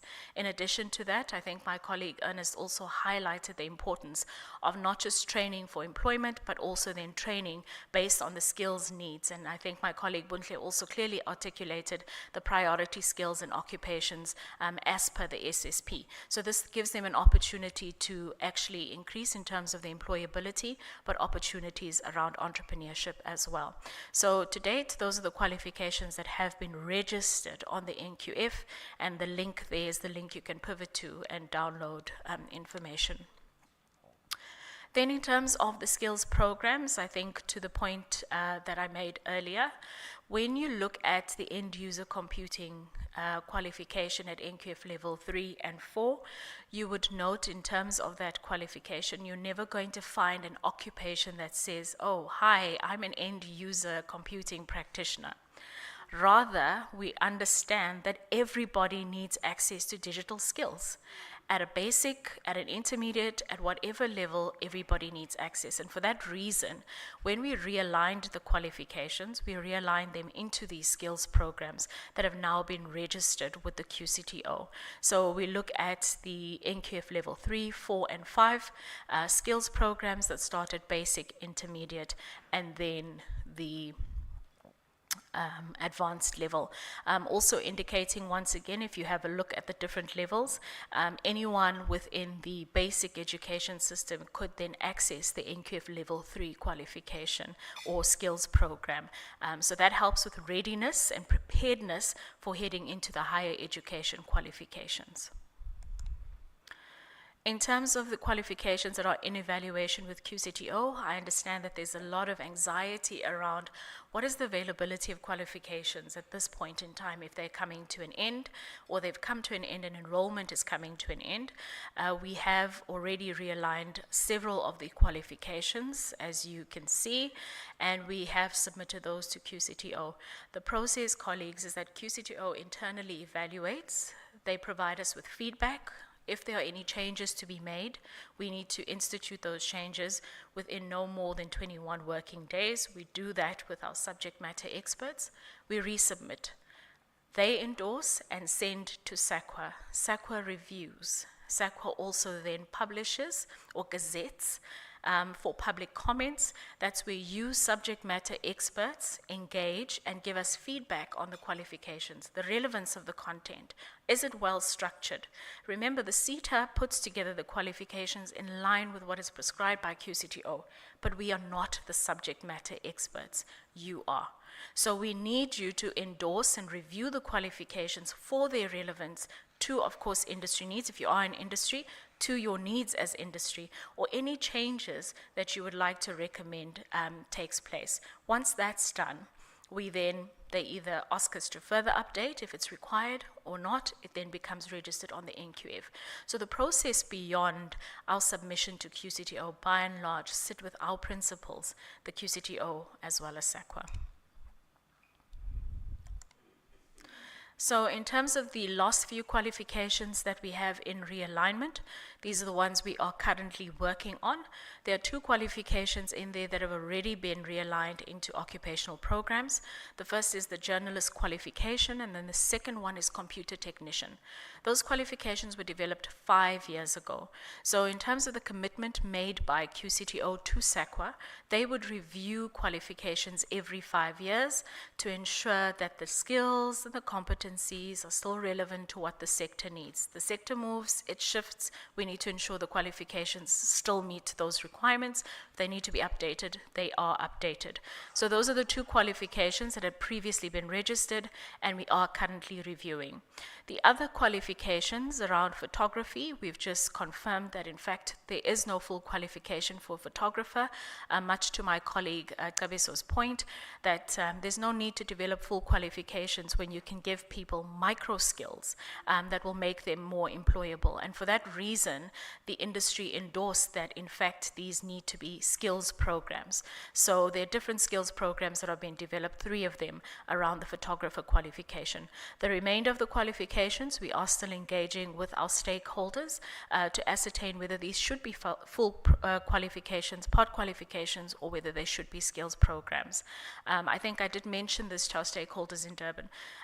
We do not want to develop white elephants. We do not want to develop qualifications that are not utilized by the sector. We would rather say that unfortunately these qualifications are no longer required because the skill is no longer required, and then engage with our stakeholders to find out what skills are required and develop accordingly. So moving on to the occupational accreditation process, I think the gentleman in the front highlighted or concern around the process of accreditation with QCTO. Colleagues, I have to indicate that the QCTO process has mirrored the MICT SETA process. The process of then submitting your application, desktop evaluation, then allocation for site visit, proving that in fact you've got the technical competence, access to learning materials, your quality management system is in place. All of the requirements that we requested for from an MICT SETA perspective is exactly what QCTO requires. And this is simply because while they are the custodians for the qualification, these are still our subsectors. And so we know and we understand and we guide the process around this is what it takes to become an accredited training service provider. This is not to preclude anyone, but it is to ensure quality, because we are highly regulated. The quality of the service provider ultimately determines the quality of the student exiting the system and entering into whether it's employment or entrepreneurship. So wherever you see the red blocks, those are the responsibilities of the QCTO, and when you see the blue blocks, those are the responsibilities of the MICT SETAs. Ours in the process is to receive your applications. Once they've been desktop vetted, we conduct your site visit, we develop a report. We are the ones who actually sit and have a recommendation through our accreditation committee, and we finalize the submission to QCTO, who review through their own accreditation committee and make a final recommendation. They're also the ones who would issue you then with your certificate of accreditation. However, in terms of the quality assurance processes, provider monitoring, it still would sit with the MICT SETA. Key to the occupational process, I think at the beginning of my presentation, I indicated there were 3 components: knowledge, practical, and workplace. The last component was then the ESA Center, which I said we would pivot to. So in terms of the ESA Center, 3 critical stakeholders. It's the QCTO, the MICT SETA as the quality partner, and then ultimately the assessment center. That would be you as a skills development provider, or if you're seeking to become an assessment center, you would then be the next person involved in the process. So the process is as per the QCTO's assessment policy. There are a number of requirements for you to become an ESA center, but quite similar to you actually becoming an accredited provider. Those would be the requirements: a juristic person, you must have all your legal and compliance documents in place, you must be able to uphold the necessary standards. Important to note with the ESA center is that as an ESA center, you can, so they've validated that you can assess your own learners, but you cannot use the same assessor who assessed them in the implementation of the knowledge, the practical, and the workplace component. And in terms of ensuring that that does not happen, that conflict does not happen, the MICT SETA would then be responsible for the allocation of a subject matter expert, an assessor, to actually facilitate the process at the ESA level. In order for a learner to gain entry into ESA, they should have completed those 3 components, and they would have been issued with what is called a statement of results by QCTO. That would allow them to gain entry into then this ESA. Once that is concluded on and the learner has been deemed competent in the process, that's when they would be issued with a certificate.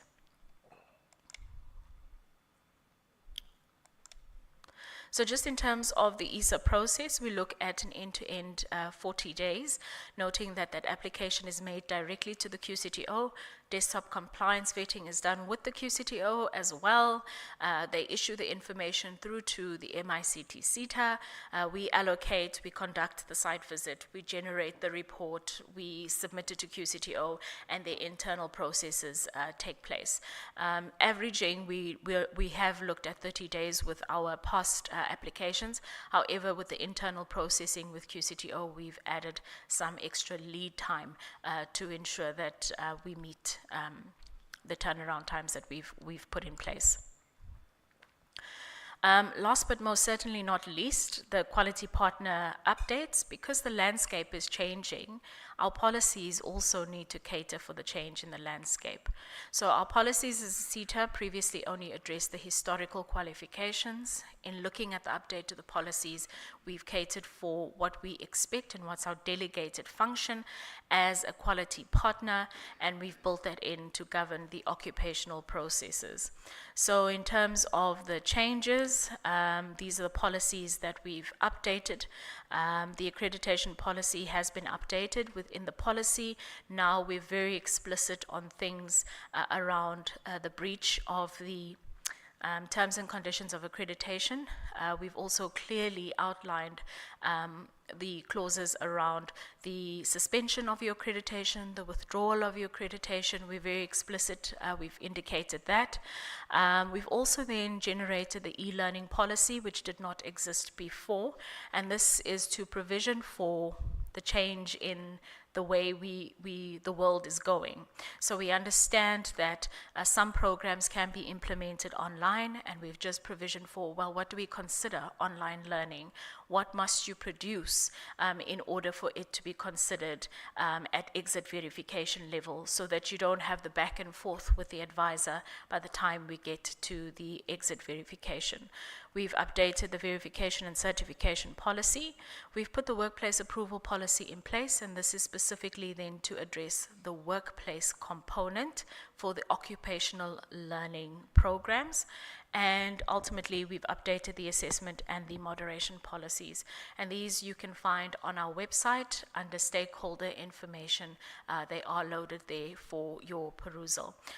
Colleagues, just note that even as you sign the terms and conditions of accreditation, as well as the terms and conditions of becoming an ETD practitioner, you then are subject to the provision of these the provisions of these policies. And the MICT SETA take this quite seriously in terms of breach. What we have experienced in the past is we've experienced what we call the ETD brokers, where you engage with Natalie, because Natalie always seems to find providers who are leaning on her for assessment and moderation. You share your credentials, and Natalie then conducts assessment and moderation on your behalf for her own financial gain. We'd like to caution you against this practice. Please do not share your credentials with anyone else. Seek out your own opportunities, because really it has become, or it had become, a problem.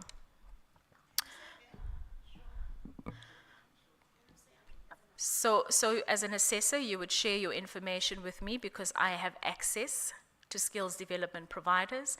I seem to always access employers who are seeking assessment and moderation. So I'm sitting with all of the opportunities. I become a broker, use your information because you've shared it with me to access these opportunities, never share the information with you, conduct the assessment, conduct the moderation on your behalf, and then submit to the SETA or back to the SDP, and ultimately the SETA picks this up because we then request at exit verification, where's the moderator? They need to be present.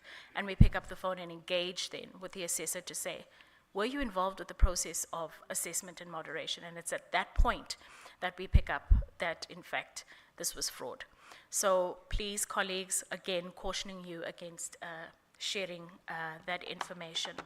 I have reached the end of my presentation, but I think it would be prudent for me, before we head into the next set of questions, to respond to some of the questions that were posed earlier. So just to add to the feedback that was given around partnerships for implementation, I think part of it was also a question around, can we make use of, from a partnership perspective, other sites that have access to equipment? Yes, you may.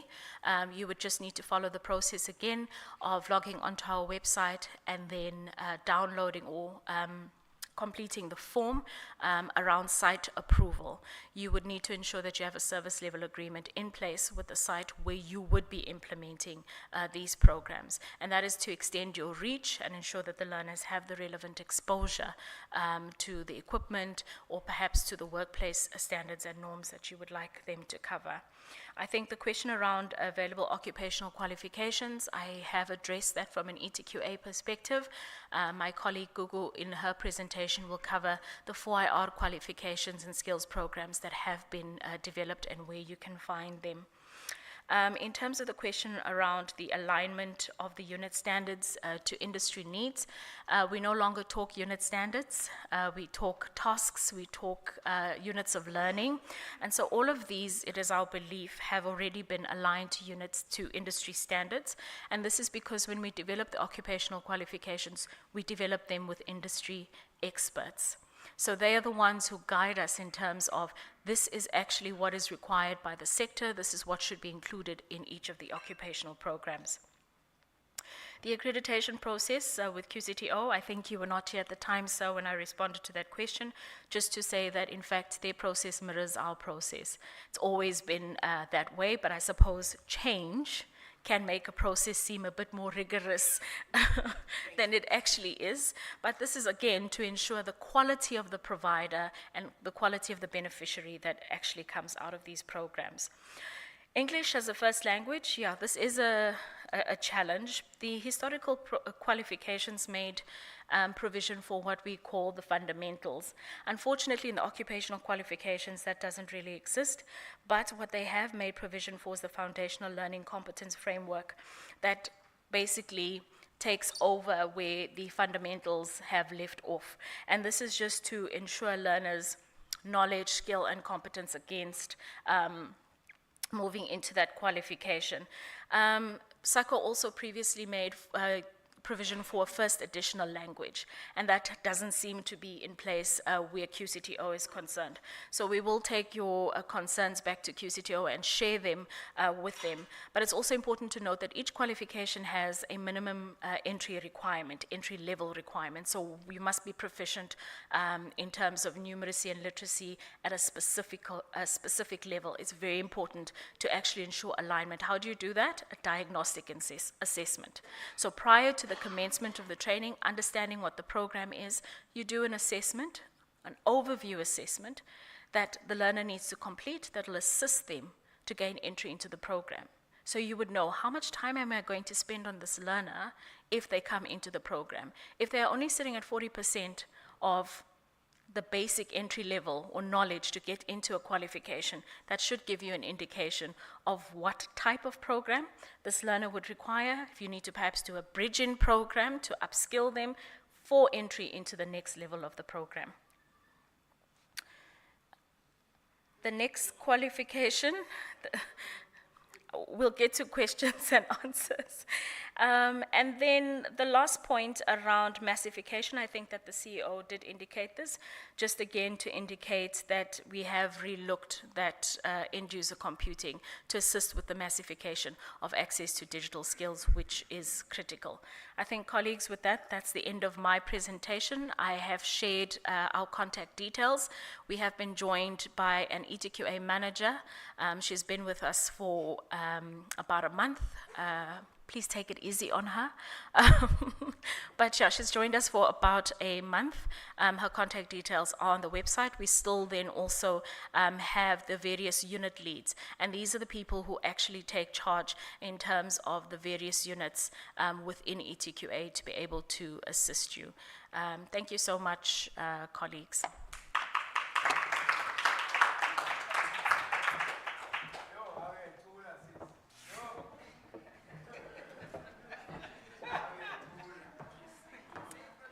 Thank you to Natalie for her presentation. Colleagues, I think it's quite evident. We've heard throughout the day about 4IR, and obviously it has demanded our attention.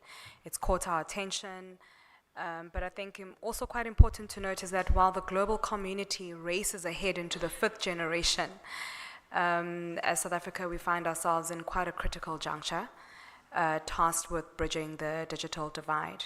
And the MICT SETA has taken proactive steps to address this challenge quite head-on, focusing on qualification development and obviously fostering on effective collaboration with stakeholders to equip our workforce for future-ready skills. We'll hear from Gqeberha on the significant strides that have already been made in driving this transformative change. And I think just to shed further light on these interventions, I'm going to allow Ms. Gqeberha to take up the podium. Just one aspect to note, we will make this presentation available on the website. We do realize that it's quite a lot of information to take in. I've seen quite a number of people being in a business class and taking pictures of the slides, so you'll be able to download the presentation. Ms. Gqeberha, please give her a round of applause.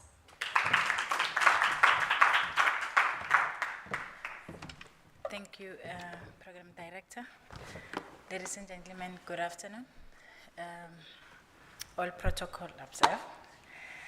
I'm going to tell a story, the MICT SETA story on the 4IR journey, and also share some of what we perceive as successful stories. But before I do that, I just want to share what I have learned in the past few days. I happened to pick up a book. In the book, the author talks about 4 pillars of success. One of the pillars is the self, mastering the self. The second pillar is the story, telling the story, which I'm going to do, telling our story. And the third pillar is the philosophy. The last pillar is the team. So I will share about the 3 pillars another day. But for today, I'd like to then tell our story, share our story. The author goes and says, stories are the single most powerful weapon any leader can arm themselves with. They are the currency of humanity. Those who tell captivating, inspiring, and emotional stories rule the world. So I'm going to share some of the stories that have seen to be changing the industry and also supporting the digital agenda. Our story began in 2019, where the country has started embracing the 4th Industrial Revolution. We are one of the SETAs that started also embracing, following what our principal, the DHEAD, has mandated us to lead on 4IR. In 2020, we have established the advisory committees, the 4IR advisory committee, following what had happened the previous year in 2018 at the national level, where our president has appointed the PC4IR, that commission that was mandated to conduct research and produce a report to the president on the state of the 4IR in the country. In 2020, we developed the integrated digital skills strategy. And in the same year, 2020, we started with the development of the 4IR occupational qualification. We also established 4IR research chairs. And in 2022, we started with some of the pilot of those qualifications that we have developed. The advisory committees that we established, their mandate was to provide input and guidance on the major technological shift, innovation, and workforce strategies that will impact the skills planning and implementation. So this is, these committees, they are continuously providing those advice to the MICT SETA, and also supporting us on the 4IR initiative that we have started or we've been embarking on.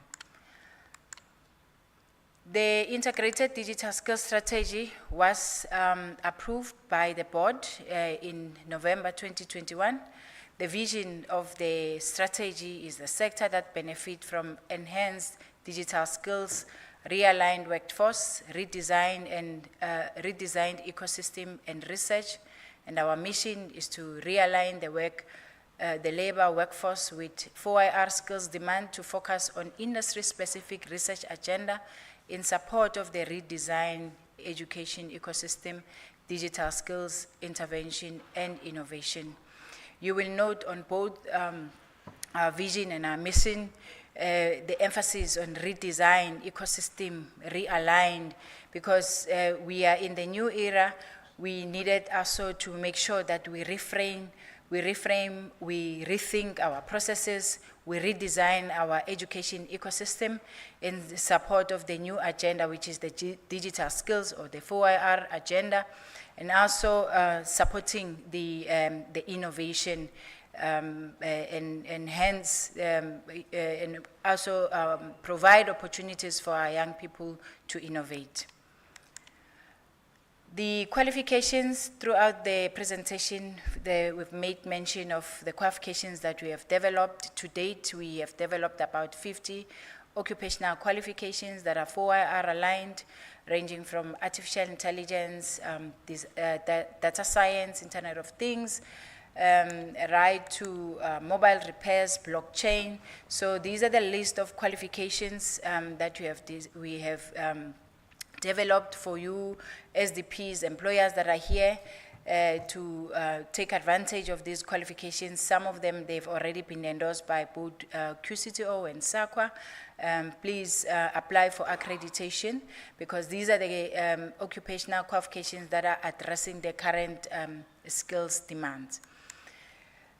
As we are observing the shift in technology, there is also a rise on the technological skills demand.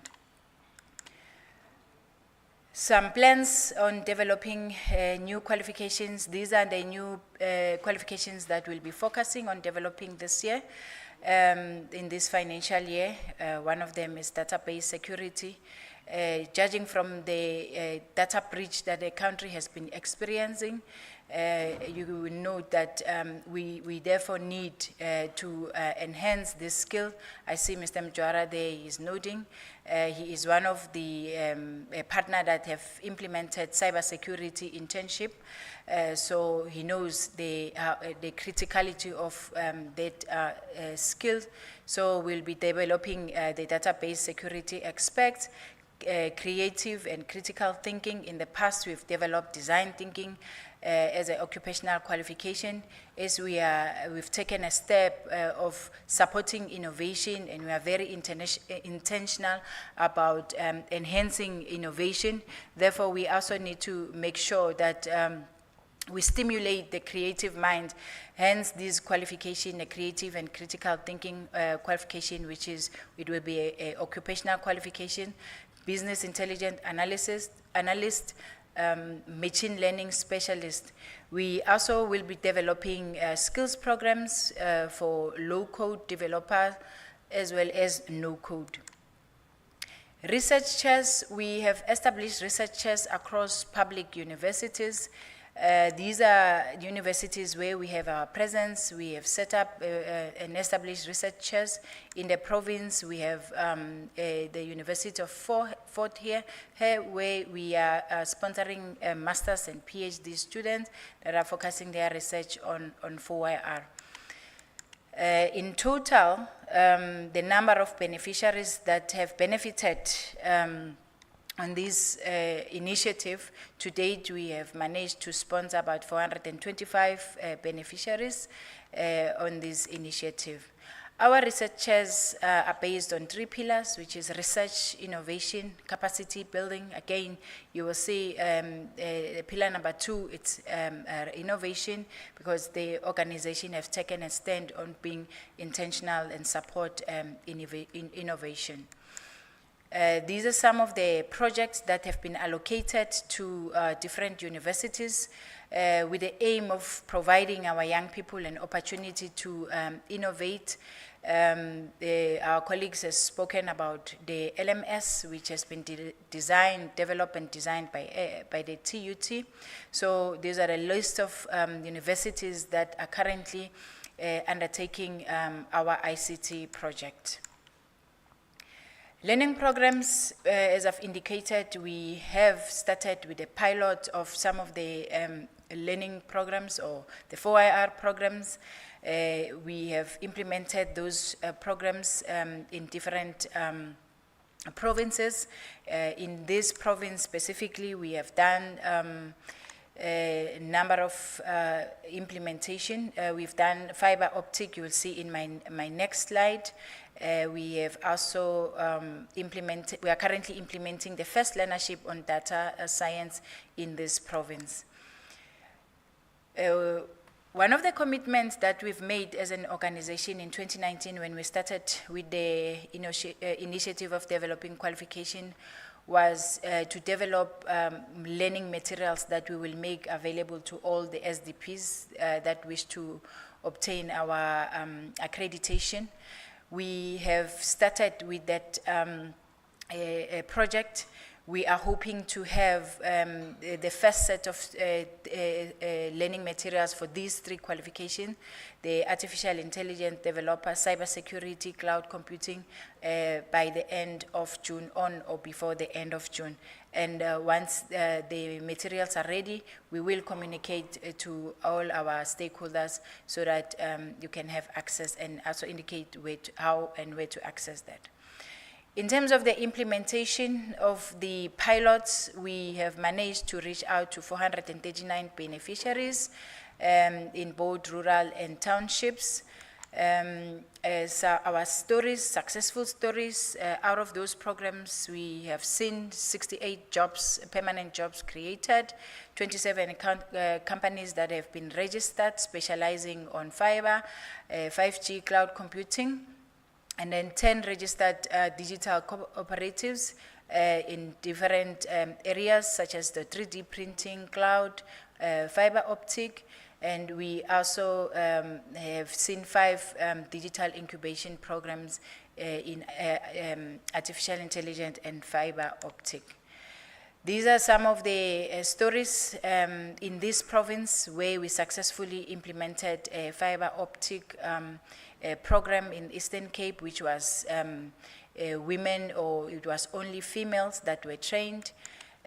We have also ran another one which was only for women only in Gauteng, and we have ran mobile repairs program in Brits and the Northwest in collaboration with a TVET college there. And also we've run another one at the TVET college, because we are also partnering with TVET college, utilizing their labs that have been sponsored by other SETAs. We are bringing life in those labs as other SETAs are providing those infrastructures. We have noted some of the colleges are not utilizing those labs. So as MICT SETA, again, we've taken a conscious decision to access those labs and utilize them in collaboration with our strategic partners. Ladies and gentlemen, this brings me to the end of my presentation. As Gqeberha indicated, that this presentation, you will access it on our website. Some of the labs that we have identified in the industry, in details, when you go through my presentation, you will see where are those labs. Thank you very much.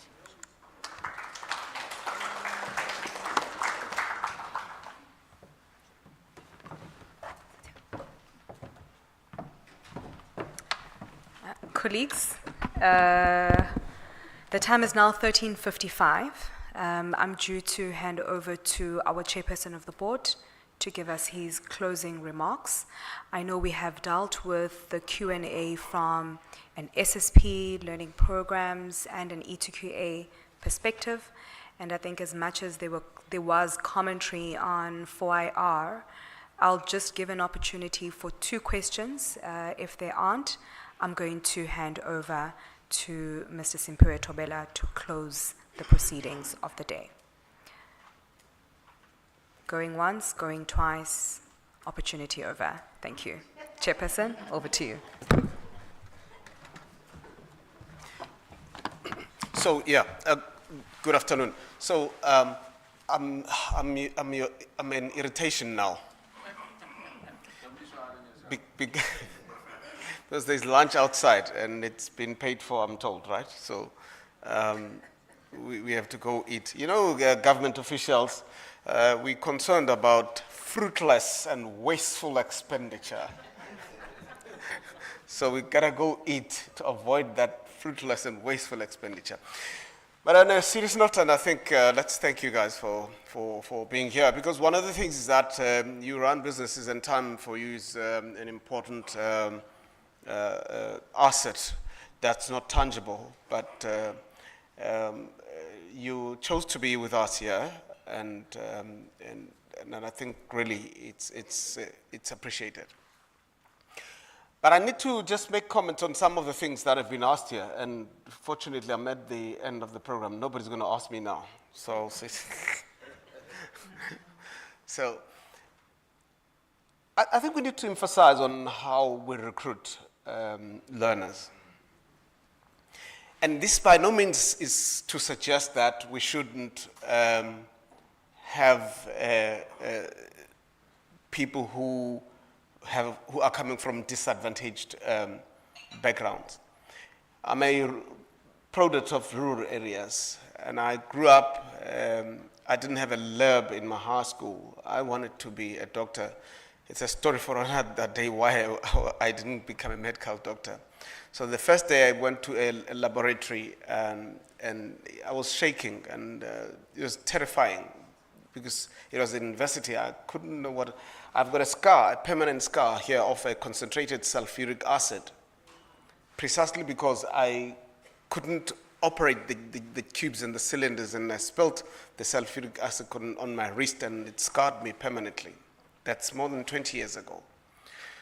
The reason that I say this is that whoever was saying these learners struggle when they get into these programs because language is one, and somebody said something very fundamental and say psychological issues are a problem. I can relate to that. When I passed, I had a time of staying at home, unemployed and not at school, so I know the psychological pressures. It's not something foreign to me when you raise that. But that said, I'm emphasizing the point. Who are we recruiting to participate in our programs? Are we pitching the programs at the right level for those that are participating? Because if the problem is that some of these learners are not coping for one or other reason, I'm not sure whether it's a solution to talk about the extension of the program by another 3 months. I'm not sure if it solves the problem. As opposed to saying, shouldn't we be having probably a defined program that says, whilst you have the entry requirements here, but because of certain reasons, you are unable to jump in and pick up and move with it. So let's design something different that's going to prepare you for it. I remember when I was still a learner at high school, we used to have, I was told when I wanted to do medicine, because I was from a school that is very poor, I was told I must do a bridging course of some kind. And that will prepare me for what I wanted to do. So I'm not sure if we shouldn't think of a similar arrangement rather than, because when you make a decision that you will extend a particular qualification, there's quite a lot of other implications there. You don't have the learners that are exactly at the same level. You are actually holding back some of the learners who would be able to jump into it and rush and run with it for the 12 months and complete it. But then you delay them for another 3 months, and it's got other implications to it. The other implications to it is that you're not completing the project, and the resources that you're tapping into, actually you're stretching the budget to the ultimate maximum, which means you're shrinking the available resources to deliver other programs elsewhere. So we should ask questions on how do we deal with these complex problems. I'm not asking for us to run away from the problems, but we got to think what are the possible solutions that must actually make us achieve what we want, but within the limited resources that we have.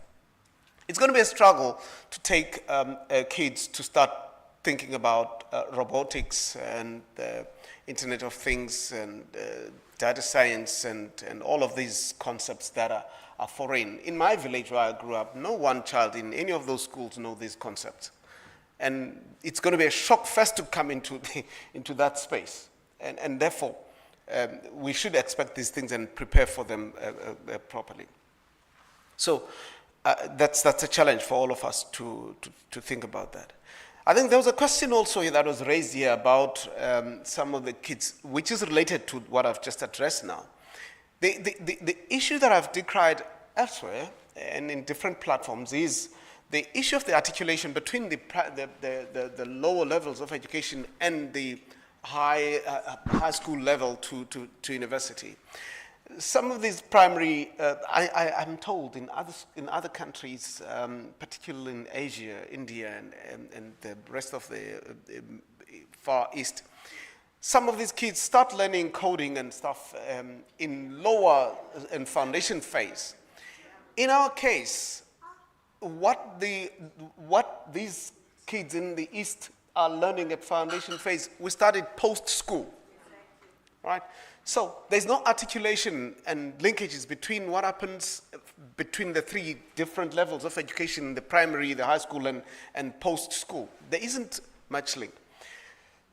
I don't know, probably the next administration should address that matter. But I know there are strides that are being done, because it will also be it will be ingenious. It will not be disingenuous. It will be disingenuous. What's the English word? Disingenuous. So my rural background is exposed. So if we don't mention that there is attempts to address this disjuncture, in schools in Gauteng, I know, they are running at primary school and high schools serious e-learning. They're bringing the whiteboards that are electronic and bringing labs for kids that are fully computer compatible, and they're teaching and the capacitation of the teachers and so on. We are trying a little bit with some of the partners that we work with on this thing. But it's still at a small scale. And I think the issue is at a policy level, there must be a fundamental shift at a policy level to say, how do we link these, more so in this day and age, how do we create this link? So that when things change, because even what we have now in the 4IR is not permanent, right? It keeps changing on a daily basis. So we are now at a situation where we have to keep up with the rest of the world, but keep up with the rest of the world, that changes every day. So that's a challenge that we're having as a country, as a people in this country, and probably as a continent, I would argue. So we got to say, how do we play in a small, you see, we can't, you can't change things with a big bang, you know, it's not going to happen, but the little that we start, we should start where we can. And this is what we must work together on. I must say I'm pleased to be in my home province. I'm born and bred in this province, and so it's pleasing to be amongst the people that I relate to. And I've traveled this country, and I've seen things that are done. And I was saying to a lady there, Ronwen, I spoke to Ronwen, and I said, you know what? Ours is not about just numbers. We're not churning out numbers of who we train, but it is whether we are touching people's lives and changing people's lives. Thank you for that. I don't normally get people clapping for what I say. So I was saying to her, she was telling me a story that they are training people in the broadcasting space, telling me the few that they've trained, and some are being placed in radio stations, and I'm told there's one, but it's still, we are not allowed to talk much about it, but then there's a major development. One of our products is going to be going to a major radio station in this province. It's a big thing. It's a big thing. 22-year-old, you said? He's a youngster going for a big radio station in this, and is a product of MICT SETA. And I always want to tell this story everywhere I go. There's two stories that are fundamental for me. One is in the Northern Cape, one is in the Western Cape. And there could be many others elsewhere. And this is my last story. You said we must tell stories. She said we must tell stories. If she didn't say, I wouldn't be telling stories. So the first one in Northern Cape, it relates to the issue of stipend and how do we conceive this thing about stipend. that when we recruit learners, we should emphasize the point about the stipend, that it's not necessarily the primary thing. Because if we make it a primary thing, that's when we create, unconsciously, we create stipend chasers. Because when we recruit, we tell them that you will earn money. But we don't talk about the actual end product that will give you chance in life to make it by equipping you with a skill and sustain yourself. I say this because in the Northern Cape, in a small town, Gqeberha it's called, just on the other side of Springbok, close to the border of Namibia. I get told when we had 40 learners that we were training there for something, and I went there on June 16, 2022. And these kids, all of them, are so thirsty for participating on this. One of them was employed elsewhere. I think it's public, what's this thing? EPWP, I don't know this thing. EPWP it's called. He gave up that, and it was a bit far, about 5-10 kilometers away from the training center. And when he came to the training center and was told, this is what we're going to do, and we can't take you if you are on EPWP because that would be viewed as double dipping, he walked back to where he was employed. I'm saying to you, 10 kilometers we were told. He walked 10 kilometers to where he was working to resign and walk back to the training center, right? Now, he didn't ask, and there's no transport there in that place. It's that quiet, little walking and coming back. And that's commitment that's never been told. I mean, that's sort of commitment you want from these learners, because he knew what he wanted. He was prepared to forgo without even asking whether I'm going to be paid here a stipend or not. He found out about the stipend payment later, after resigning there, coming back to the training, right? That's the sort of commitment that you want. And I think it's a fundamental story that sticks to me, with me every time. Last year, during the AGM, must have been October last year, in Cape Town, once we closed the session, a young man walks to me, and whilst everybody was having all the festivities and having drinks, but no, it was soft drinks only, no, nothing stronger. Whilst they were having fun, a young man sees me alone there, because I like to spend time alone at times. He comes to me, he says, I hear you, the chairperson of MICT SETA. I said, yes, I am. He says, I just wanted to come and say thank you to you in person. I said, okay, thanks, who are you? Introduces himself, he tells me his name. And he then says, I asked, where are you from? He says, I'm from Manenberg. And he says, you can imagine what this has done for me. You've given me a chance to life. Right, this is Cape Flats. We know what is happening at the Cape Flats. Right? So a young man says, we've given him a chance in life. Right? Now, this is what makes some of us go to sleep with satisfaction and full gratification that I've done a little. Just that we touched somebody's life. That's what it matters. So I think as we do the work that we do as training providers, that should be in our mind all the time. Thank you. Now we're closed. We can go eat. Can we? Can we go eat now? Okay, right. We are dismissed. Thank you.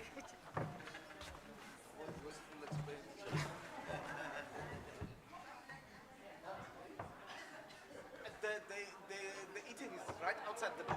Wait. I'm announcing it now. Colleagues, lunch is being served at, can we settle down just for a moment? I just need to make an announcement.